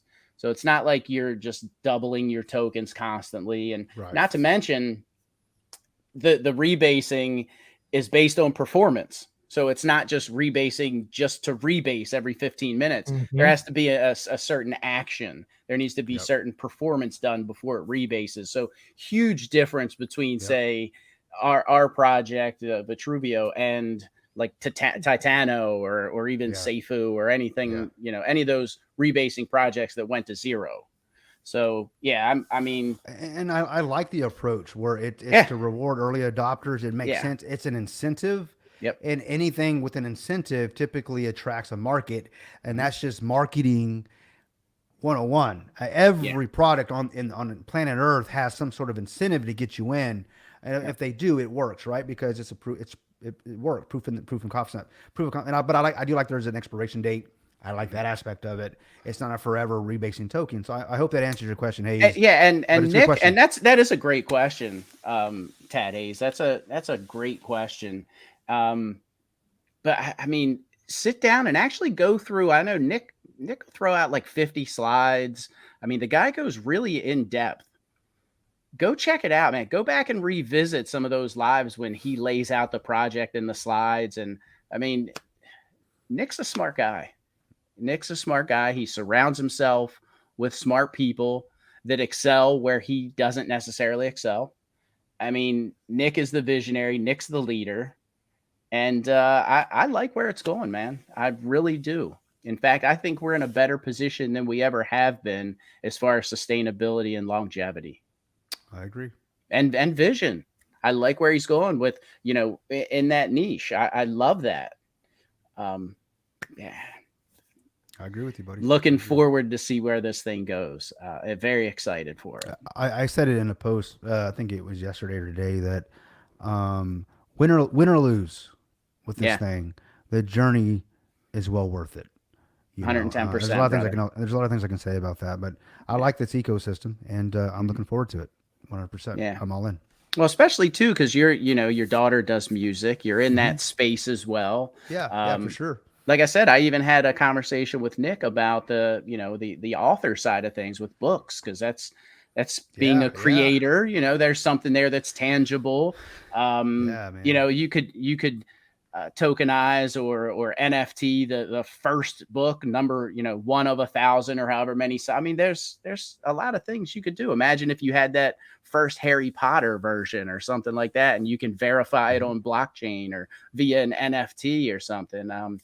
Maybe the next book that I write, Vitruvio, will be launched, and I give out an NFT with the book or something. I mean, it's just cool stuff right around the corner for us, guys. Man. Yeah, man. A lot of things you can do with it, man. Yeah.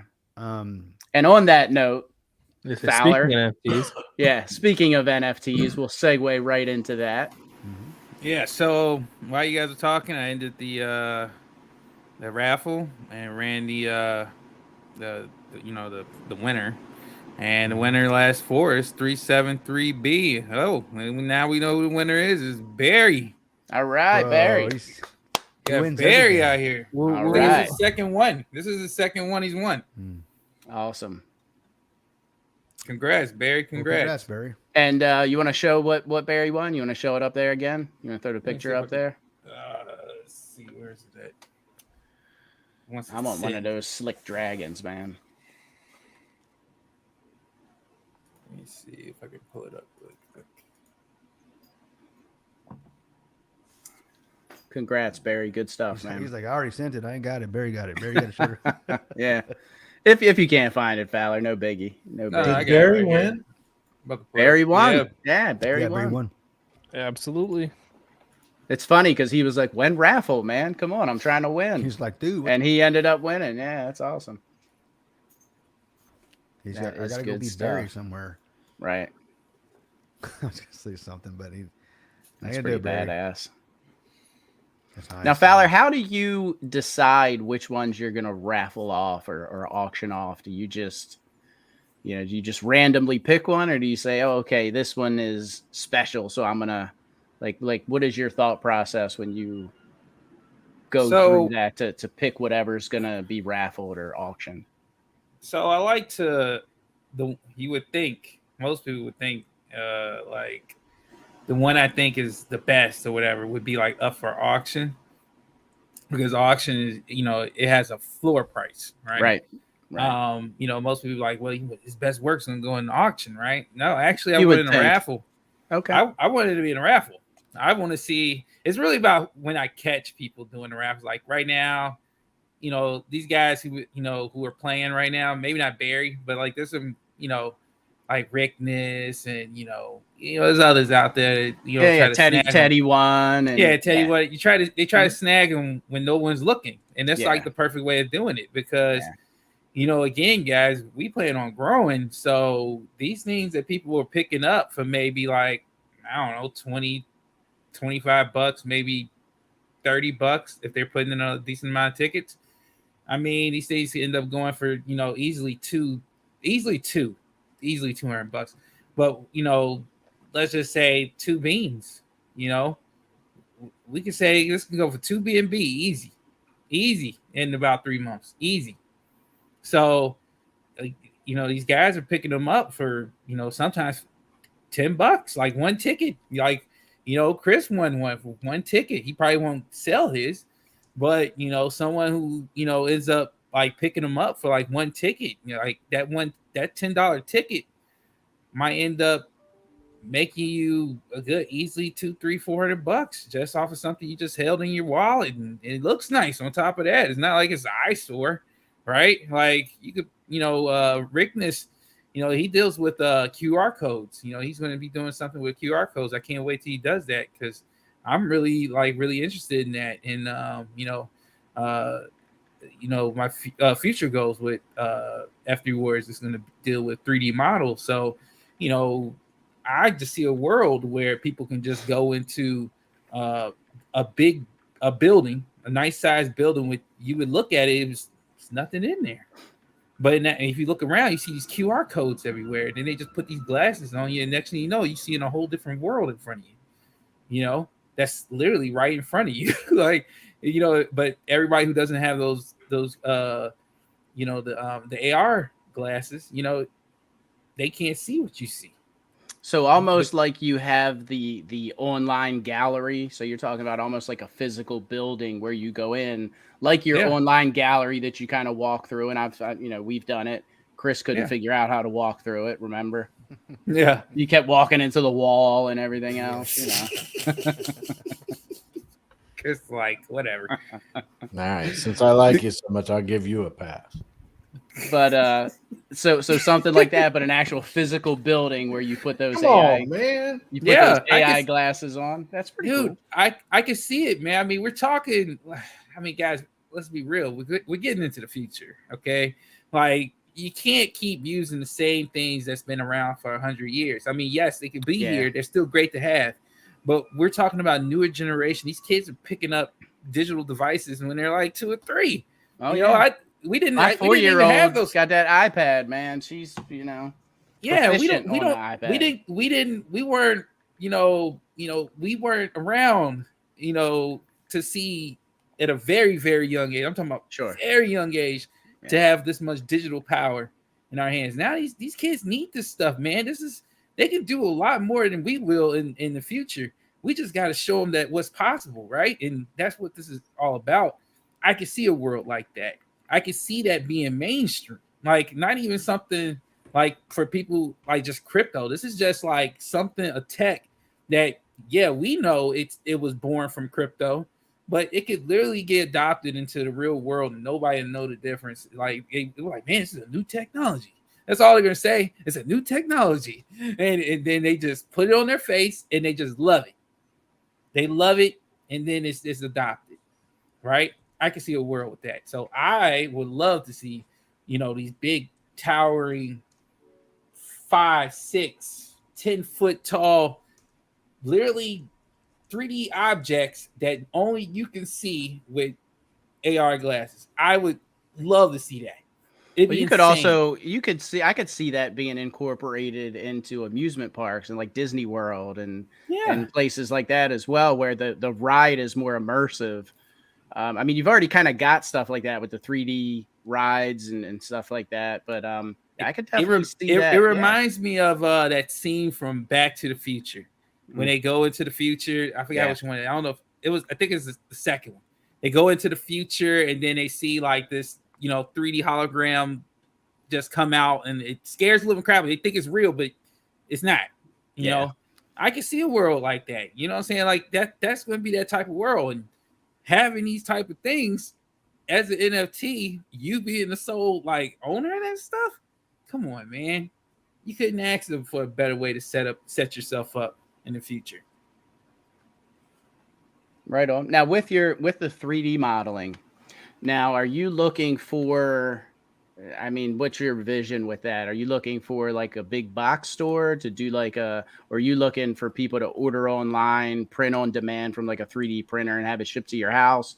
Both? Yeah, something what like is your that. vision? Yeah, like almost like a print on demand type of deal. Yeah. I mean, it's not going to be cheap. These are not going to be cheap. We all know. Well, eventually they will. I mean, look at flat screen TVs as the technology advances and as it catches on more and more. 3D printing and all that stuff will start to come down. It will come down. It's just with the rate, the cost of the artists themselves. Let's just think about it. The artists themselves are worth so much. So it's like, so to get a masterpiece physically from such and such artist. Yeah, I mean, that makes sense. Yeah, I mean, just you're paying a premium for that. Yeah. Until the day AI truly just generates the stuff on its own. Yeah. Like that's when it'll get cheap again. But it's not, I don't see that happening in a very long time, not to the degree that you need it. I mean, I did one 3D model of these warriors, right? I mean, to get that stuff, to get those 2D images to get converted and all this stuff, it was gonna cost like an easily rack.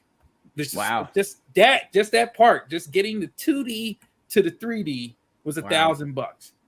So imagine, so I still gotta go X amount spots. You gotta get texturized. Then you gotta, once that model gets texturized, now you gotta get to somebody who can do the 3D print, right? At the quality that you need 3D print at. That is expensive. And I guess you could go even further. And what moving parts are you going to have? Are the arms? Is it going to be static? Or are the arms and legs going to move? Is the head going to swivel? Is it going to light up? Like what you can add features, and I'm sure it can get even more expensive that way as well. Yeah, that's what I was saying. For right now, I mean, when I want to get into it, it's probably going to be like a print on demand thing. So makes sense. And the great thing is, it makes sense because usually the people that's going to do this is probably people who have one of a kind NFTs, right? They're going to be like, hey, I already got this one of a kind thing. I want this 3D model of this, whether it's a physical 3D printout of it, or it's a 3D NFT of it, right? So it can still be that. Is there a company out now that's actually doing that? Like, hey, convert your NFT to a 3D model? Like, is there a specific company doing anything like that? Not at that level. No, not that I know of, that literally takes it and just be like straight hands.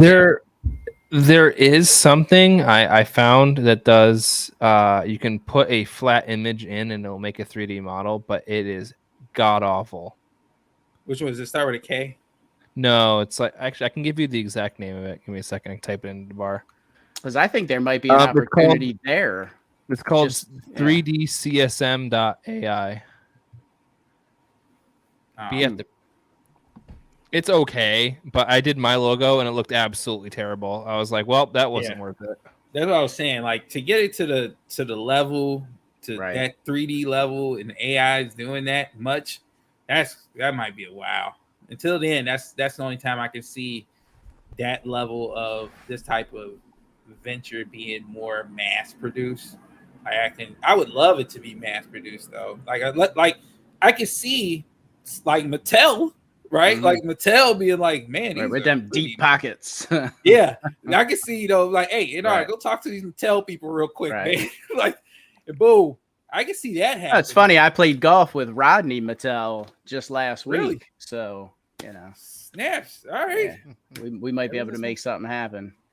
that's what I'm saying, man. That's what I can see. I can see my Warriors being in like that. I can see them being 3D models in a museum. I can see, and just as beyond just the games and everything else we got at the stake and all the dApps and stuff like that for crypto. That's beyond all that. So, God's Very game has cool. got a lot of plans. I hopefully, people are really paying attention because it's gonna be a time things gonna take off and that train's gonna be so gone. You're gonna be like, man, the gravy train was right in front of me. Now, and like I said, man, like I said earlier, hats off to you, man, because I know you've put a ton of sweat equity into this thing, Yeah. a ton of time, and just the fact that you said, I'm going to do this myself. I'm not going to pay somebody to do it. I'm going to learn this skill. You jumped in head first, put your head down and made it happen. So hats off to you, man. Thank you. Hats Thank off you. I to you. appreciate that. Yeah, much respect. Yeah, no doubt, man. So keep it coming, brother. Now, were you planning on doing another raffle tonight, or are you kind of done with that, or? I think we're probably done on that. Cool. Plus, Yeah, I don't take yeah. it too much longer, guys. It's almost 11. Yeah. I did want to ask you, Con, before we kind of wrap things up, man. How's the website coming along with anything crypto? How's that coming along? It's going any progress, or Yeah, as I don't know if anyone else, so the 33 people here, I don't know if you guys know, but I did pilot my own project, crypto news project, anything crypto. Then the website's still there, just it has old news. I haven't updated it because I was the only one. I couldn't find anyone willing to write articles, and then the people I did find, they wanted my salary each to do it. And I said I would like to, but unfortunately, I'm not a millionaire. We're a multi-millionaire that I would have to be in order to pay that. Actually, so I did know one dude that was writing some articles for you. Yeah. Yeah. I couldn't get anyone to write news. I got people who did a lot of. Oh yeah, you did too. You wrote good pieces. I know. Everyone was okay with it. Yeah, I had one guy, opinionated. but Yeah, it wasn't very yeah. good. Yeah, exactly. Yeah, he took I time off I to write a forget. book or something. I Yeah. heard. He's like, I should. I be am doing this grateful. myself. There He was- went off, wrote his own book. I had a couple people towards the middle, like you and you were in there, that started helping with some of the articles, but still it was just you need to do lots of news. It was a at least lot. like It was a 10 lot, to 15 man. articles a day. I was even trying to do 2 to 3 a day was absolutely taxing, especially making the thumbnails and everything and Sure. doing SEO optimization. It was terrible, and I was trying my best. It's overwhelming for one it person. was. Yeah. While incorporating it in my schedule and doing Yeah. the YouTube stuff, still it was taxing. And So- still trying to spend time with your, fiance and talking about that. So I had the idea to make an AI that could automate. I had a specific process that I would use to make my articles, and as of now, that AI is complete. Just going through some finalizing, and then we're going to be doing some marketing finalization and pricing. Otherwise, it's going to be coming back full force. As I've known, it could be in the next 2 weeks. So that's exciting. I didn't want to come back and something happen and then me have to somehow write 10 a day and not being able to partake, put in that effort. So I was waiting for everything to be absolutely perfect so that once it starts, it doesn't stop. You know what I mean? So pretty much once that's done, you'll be able to almost put it on autopilot. Is Yes, that... pretty. I mean, there will be only. I'm sure I could write an algorithm that would be able to monitor daily news and be able to, auto generate itself. But for probably the first month or two, it's going to be, I'll have to go in there. I am making a mobile version of it so that I can do it while I'm at work. So that'll Like work. the back end. Yeah, the back end stuff. Okay. So I'll be able to make everything from basically on the go. If there's something that's really important, I can generate an article in less than 30 seconds and put it out. Obviously, I can still proofread and change it and do whatever I want, but it's just a simplification of being able to just be like put out the news just in a raw, nice, and concise format that isn't just rehashed other news. Yeah, because don't a lot of not necessarily just news, but don't a lot of blog sites and stuff like that. They just kind of scrape the internet, maybe change some words around, and Well, barely, not even that. You'd be really surprised. They just plagiarize other articles. Well, no, that's the problem. Is a lot of other news sites just plagiarize and then they repost it under a pseudonym, or they wind up just basically changing a few words, like you said, just a few, and reposting it as theirs. What I developed is basically like, obviously all news is the same. It's just rewriting it in your own words. And I basically have an algorithm that rewrites you can a subject of the day in its own words, and you can change how it writes it and tailor it specifically to include this and that. And it's a fresh article that hasn't circulated yet. So that was my my thought process of why I made I it's pretty cool to have seen that is pretty cool. My process get fully automated and how I was doing it every day, and just being able to have something come up in 30 seconds and I can just proofread it slightly and then ta-da, article. And I can, instead of me spending 4 hours on an article and getting one, I could probably spend 4 hours and do 20. I like it a lot, man. I'm excited to see it come out, and I'm hoping you'll give me access to it so I can play. Yes, I want to make it easy. So if you say, hey, I want to help you out today and I want to get some extra articles out for you, I can be like, all right, you can get on here and you can publish a few, and cool. Same with Chris Cruz, same with Kryptonian. Just like, hey, you want to help out a little bit? You can just hop on for, a half hour, put up like 3 or 4, call it a night. And no effort, one click, all those I hate to say scammy, but on Facebook and on YouTube, they know, like when you're doing Kryptonian, you would know this, the plugins, the VST plugins for music, like it's just one click and then you're done. No, it's never one click and you're done. Never one click. But I want to make that basically one click and you're done. Obviously, one click, you proofread it and everything, and then that's it. It's also really cool too is it has an AI generator for pictures as well, thumbnails. Okay, that's pretty awesome. That's what I need. I don't do thumbnails because I suck at it. When you're all thumbs, it's kind of hard to make things. I do like that. I do like that. It's been the whole night and I haven't done that. That's crazy. I love this. No, we're all millionaires. Thank you, Brian Legend. You're amazing. I appreciate you so much. I know, man. It's freaking tyranny up in here, man. I'm telling you. If I think of that is funny though, Kapow Crypto. That's pretty damn funny. It is. But lo and behold, it very shortly everyone will be seeing that. I haven't really been talking about it at all publicly yet, but the AI and the site will be out very shortly, and I'm very excited for it. Right as the new cycle is going to be starting. It's good timing. It is good timing. Get some fresh stuff, it's going to be awesome, man. So definitely let me know when that drops.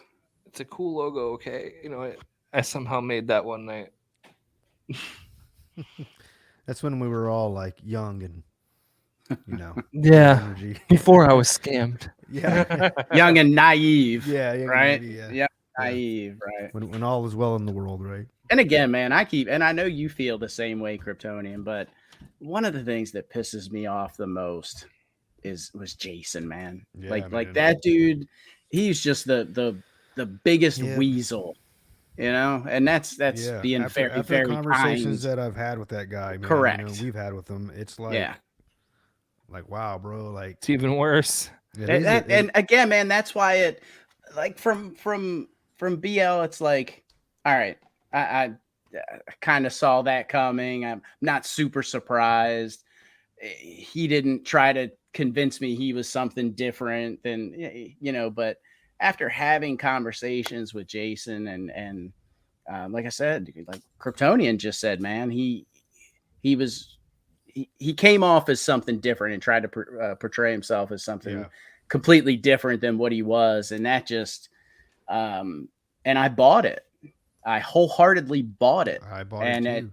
I truly believed he was in this for the long run. 10-year plan, that just 20-year really plan. pisses me off, man. Like, to say out of one mouth, I really believe. Well, he said three things. One is, I'm building a blockchain.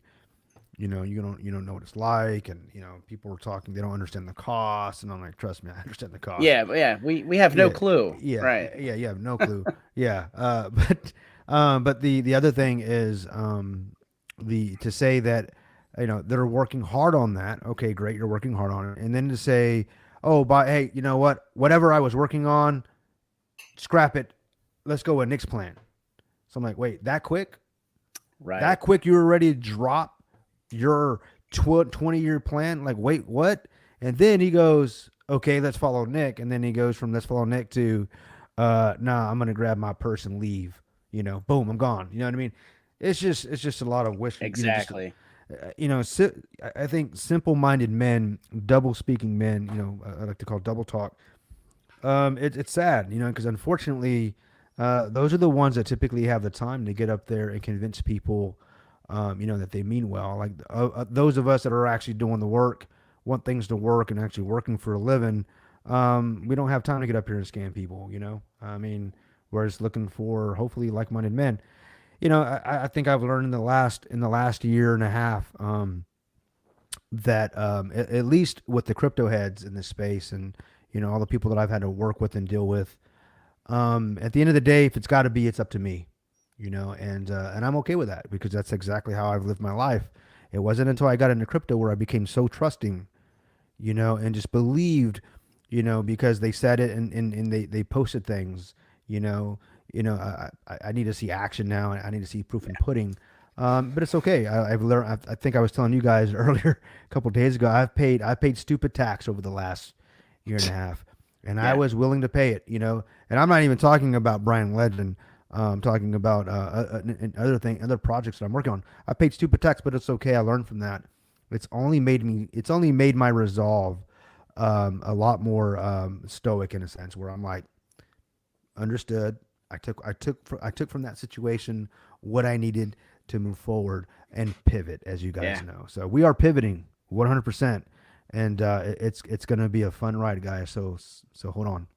Yeah, Kapow Crypto said, Kryptonian, you're right. We all have wallets. Jason has a purse. I'm glad you caught that, brother. I'm glad you caught that. Yeah, because anybody that's called he is I think for all intents and purposes he was Brian's girlfriend, at least up until this point. Yeah, and again, man, that's the one that really got me. That dude, man. That dude got Brian. I got it, man. Exactly. But for his best friend, supposedly best friend, would tell you, nah, man, trust me, I'm his only friend. He was even talking shit about Brian. He was even talking smack about Brian to us. You don't know what it's like, dude. Oh my God, I have to deal with this guy, but trust me, man. We're gonna. Yeah. I got it. And then it turns out, no, he was the one. Oh, he got it all right. He got it. Yeah. But it's okay because it is what it is. It is what it is, and it will be what it needs to be. And it's not over for those guys. And I do wholeheartedly believe what I said earlier. That wasn't just word service. That wasn't me just talking out of my rear end. I firmly believe that we are in a much better position for longevity and sustainability than we ever were with Nick at the helm, with his vision, with the way this thing's gone. I agree. So, man. I made a comment the other day, or maybe it was today. I forgot which Discord I was in. But a question was asked, I think it was a comment about this Vitruvio project. And they were saying, like, I think the post was something along the lines of, what projects are going to be launching on this blockchain? You know, where is there going to be innovation and blah blah? You know, are we the first to do it? And I kind of looked at that comment. And I'm like, and I'm going to go back to what I've always said. You know, and what I feel is that I believe this is there are, you know, developers are the ones that are, you know, they're absolutely vital to any project. I mean, everybody, we need devs. We need the guys that can actually cut the code, write it, you know, script it out, test it, find the exploits. Those guys are important. But what I found in my professional life and experience in dealing, because I'm in IT for 20 years, I work with developers day in and day out, and they are absolutely good at problem solving. All right, hey, we have a problem. We literally have to bring a problem to them, and they can figure it out. They're geniuses, right? But this is one thing about developers that I've learned, and I should have realized even in crypto. Developers are great problem solvers, but they're not great at identifying the problems. It is the visionaries and the people that see past the problem and see into the future that go, we can do better. Whereas programmers, developers, problem solvers say, I can do it now. So what I like about this particular blockchain is, talking about Vitruvio, is this is, in my opinion, going to be the first. This is actually designed by artists for everyone. You know, whereas developers develop for devs. You know, now you've talked about some of the chains that are out there, the communities, they build those things for themselves, you know, and it works for them, you know. But what I like about Vitruvio is they're thinking outside the box. These are artists creating for not just artists, but for everybody. What I love about artists is an artist can actually see into the future, right? And they actually inspire men to be innovative, creative, and want to take risks. Just by, you know, I said this in my post that an artist can paint a picture, metaphorically, of course, and, you know, paint a picture that kind of just shows the future. Someone sees that and goes, man, that inspires me. So they then want to create it. That's what an artist does. And that's what I love about this blockchain is I think it's going to inspire people, you know, and if it's successful, great, you know, great. If it's not, great, because we're going to learn from it at the end of the day, you know. So that's why I'm excited about it, you know. Great points, man. You know, it's going to be something that it's not, you're going to hear people say it's already been done before. Then why isn't it mainstream?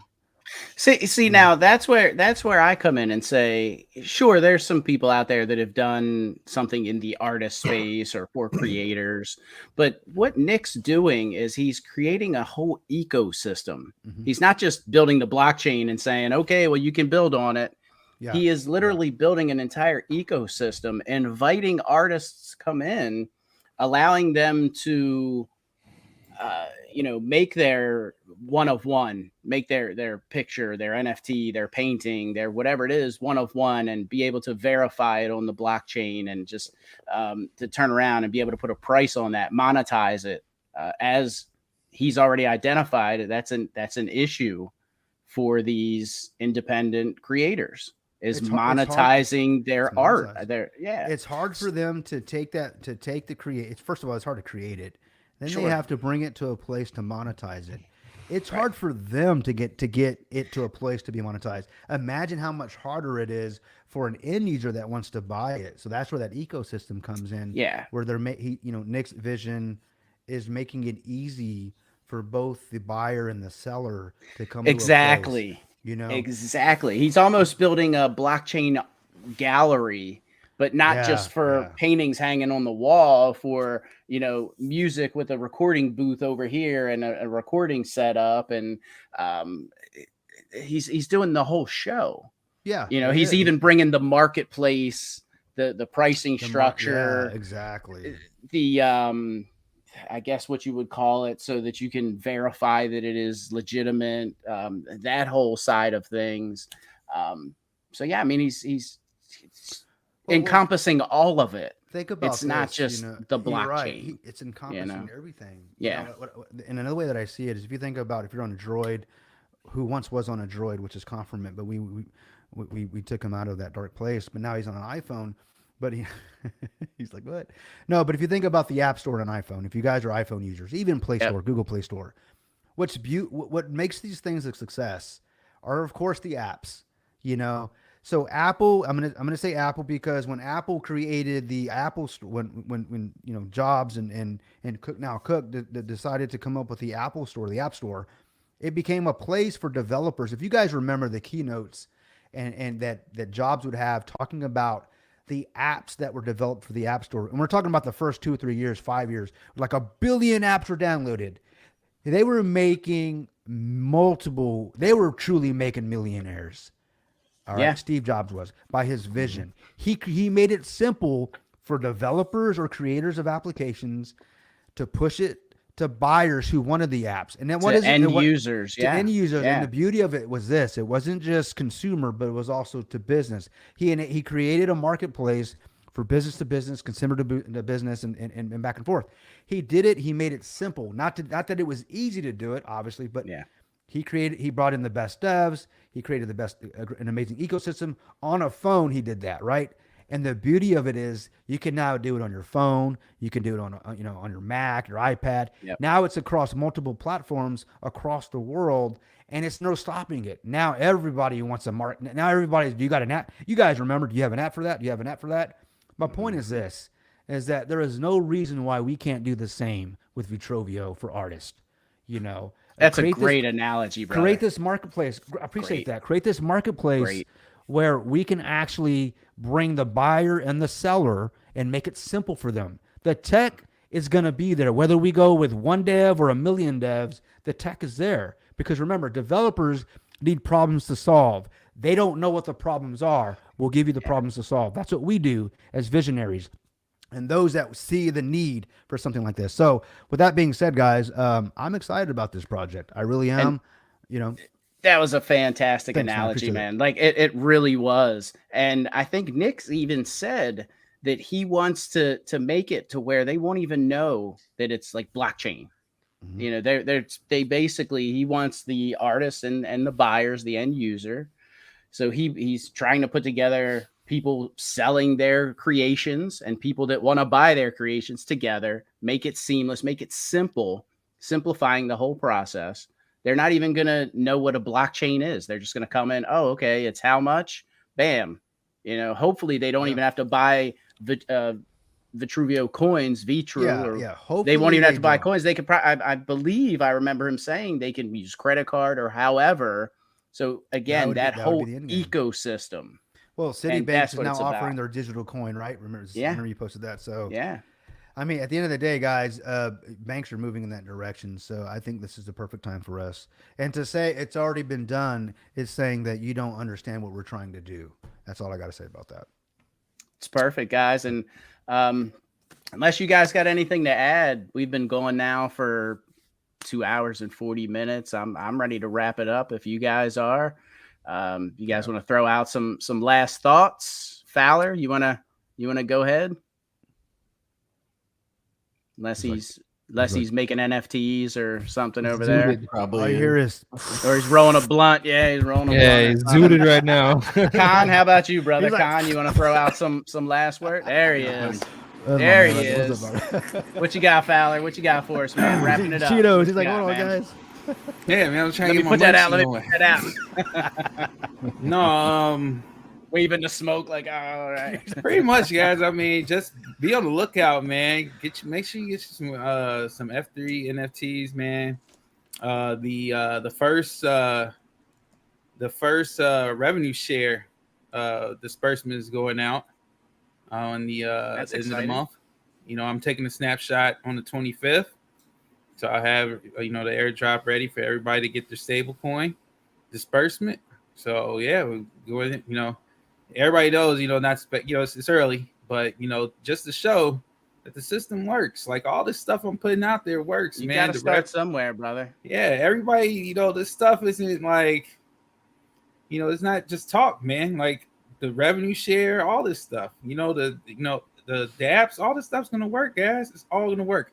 And I think, honestly, once that first revenue share disbursement goes out, I think that's when we're gonna take off, because then people are gonna realize, like, oh, this revenue share stuff is for real.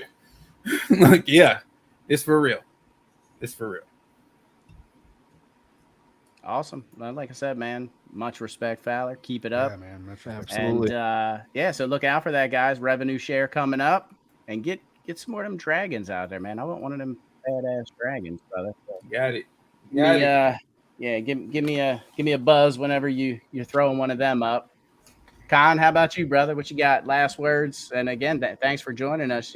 It's not every day that we get you for 2.5 hours, Oh, brother. yeah, man. So, With no interruptions, man. yeah, You man. can go Glad out. you're able to I join. like man. this. I like this, Con. This is good. You got to make this a habit, bro. Yeah. I just want to say thanks for having me on.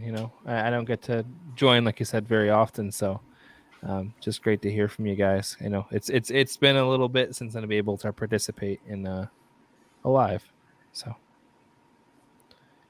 Right on. And we'll keep our eyes peeled for that AI. That's pretty exciting, man. So I hope everything goes smooth with that. you're Hope gonna your see it timeline. plastered everywhere. Yeah, I hope so, man. I'm excited. And like I said, get your pricing, get your commission set up, because I'm gonna be blasting the hell out of that, brother. So yeah, Appreciate no that. doubt. How about you, Chris? You've been a little quiet tonight. I guess you smitten with the Greek. Yeah, So, I'm just taking it all in, listening to. He was your sending me some guys' good information via text. I appreciate that, Chris. We'll be talking Chris. more about Chris it. is awesome, man. Yeah. Yeah. Well, you're sharing some homestead information with Yeah, Con and with I the was taking group. notes. So Yeah, there's always. something about like real estate or home Mhm. and estate planning. And I was like, oh, don't get me started on homesteading. Yeah. Homesteading your property, not Mhm. homesteading like I know what you mean. Yeah. Yeah. But yeah, a lot of information, you guys. I think we just have a great community, and I believe as long as Nick is doing good, has good intentions for the community, and I see that, I'm going to support him 100%. And but at the same time, just like we've all said, we've been there. So keep an open mind, listen to criticism, respectful criticism, and I love you guys are the things that you guys are doing here. It's a privilege for me to even be a part of your guys' stream. So I appreciate it. Thanks, man. What you got, Kryptonian? I'm glad you were able to jump on, Yeah, and me too, man. I hope you had appreciate that. Hold it down. a good evening with your daughter before I did, man. before you did. You know, the older you get, and the older your daughter and Chris can appreciate this. That when they want to hang out with you, you go like, "Hey, guys, sorry." I told Chris this earlier. Probably say, "Hey, bro, I love hanging out with you, man, but my daughter wants to take me to dinner." So, they're a lot prettier than you are. But no, but it was good. I had some good daddy-daughter time. I mean, my wife and everyone was there, but Sure. I don't get to see them often and hang with them. So it was definitely a blessing. It helps me recharge my batteries, and it realizes what my purpose is in life. And I want to leave it with this. At least my last words would be: J.R.R. Tolkien is one of my favorite writers. Everybody knows Lord of the Rings, these types of things. A great philosopher, one of the greatest in my opinion. But he says many that live deserve death, and some that die deserve life. Can you give it to them? Then do not be eager to deal out death and judgment, for even the very wise cannot see all ends. And what does this mean? You can take this two ways. One, you can be talking about don't pass judgment on your fellow man. And you shouldn't at all, okay? Because who are you? Let he who is without, fault, sin, whatever you want to say, cast the first stone, right? Or can you actually create life? But I'd like to, when I see this actually works with, I actually take this with me on my daily, in my business, in my relationships. So whenever someone brings an idea to me, hey, I want to try this thing, the last thing that I do is say, it ain't going to work. It's already been done. And I'm like, well, how do you know? They don't. So I like to take this and apply this to Retrovio. I think for those that are saying it's going to die, it's dead already, how do you know? Are you the one that determines that? You're not, so for even the wise cannot see all ends. So let's just see what happens, enjoy the ride, and I'll see you guys on the blockchain. There it is. Well said, man. And thanks for sharing that quote with us. And again, thanks for the awesome analogy earlier, man. And I think you were spot on. And thanks, man. I just want to say thank you for all you guys joining tonight. I did kind of want to go live tonight, and all you guys joined me. So thank you very much for that. I feel like I've been a little out of pocket. Like I said, I've been focusing on the book and some other stuff in my personal life. Again, it's great to have you on for 2.5 hours, Con. And Chris, I thank you very much. Kryptonian, Fowler, thank all of you guys, Con, for stepping up and being leaders and voices in this community, because it's not easy. I mean, I know we get up here and we hang out, but it is time consuming, takes you away from your loved ones and your personal business and all that stuff. But, being willing to share the information, like you're up here talking about trust and stuff, Chris, and Kryptonian about your businesses, and Fowler putting in so much time and work and your NFTs and all that stuff. Just thank you guys for stepping up and being leaders in this community and giving the community a voice. Because that's really what you guys are doing. That's kind of what we do up here is interacting with the community, giving the community a voice. And thank you guys for investing that time and for bringing your knowledge and all your life's experience up here to do that. I'm blessed to have you guys in my circle. We text all day long and stuff like that. And I'm blessed to be surrounded by you guys and to have you in my circle. So I certainly appreciate you guys for all of that. So thank you very much. And thank you to the community. You guys are awesome. I know a lot of people dropped off by now, but getting up here, listening to us rant for 2.5, 3 hours, but yet interacting and giving us good questions and things to talk about. And, there's no better community. No doubt. So, following up on Kryptonian's analogy, I love what Nick's doing. I think Vitruvio is going to be a hit. Now, again, there's people that have done it before, but not like this. Not encompassing the whole package, what Nick's trying to do.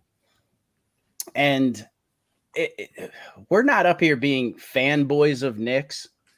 And I just want people to know that Nick jumped up and took over a big steaming pile of poo and is trying to turn it into something beautiful for artists and creators. He didn't have to do that. So we're not fanboys of Nick's. We're not on his tip. We're not this. We're giving the man his due respect that he's earned. Not only in his career with Microsoft, winning awards and all that type of stuff, he gives us respect. So we give it back to him. He comes on, he asks for our input. He says, hey, do you guys want to go live? I want the community's input. So we give that respect right back to him. And again, he didn't have to jump up. He didn't have to take on this project to make us whole. He could have just walked away and said, hey, I'm sorry you guys lost. Yeah. He could have did that. He could have just walked away. It could have been very easy for him, but he didn't. So again, even more respect I have for the man.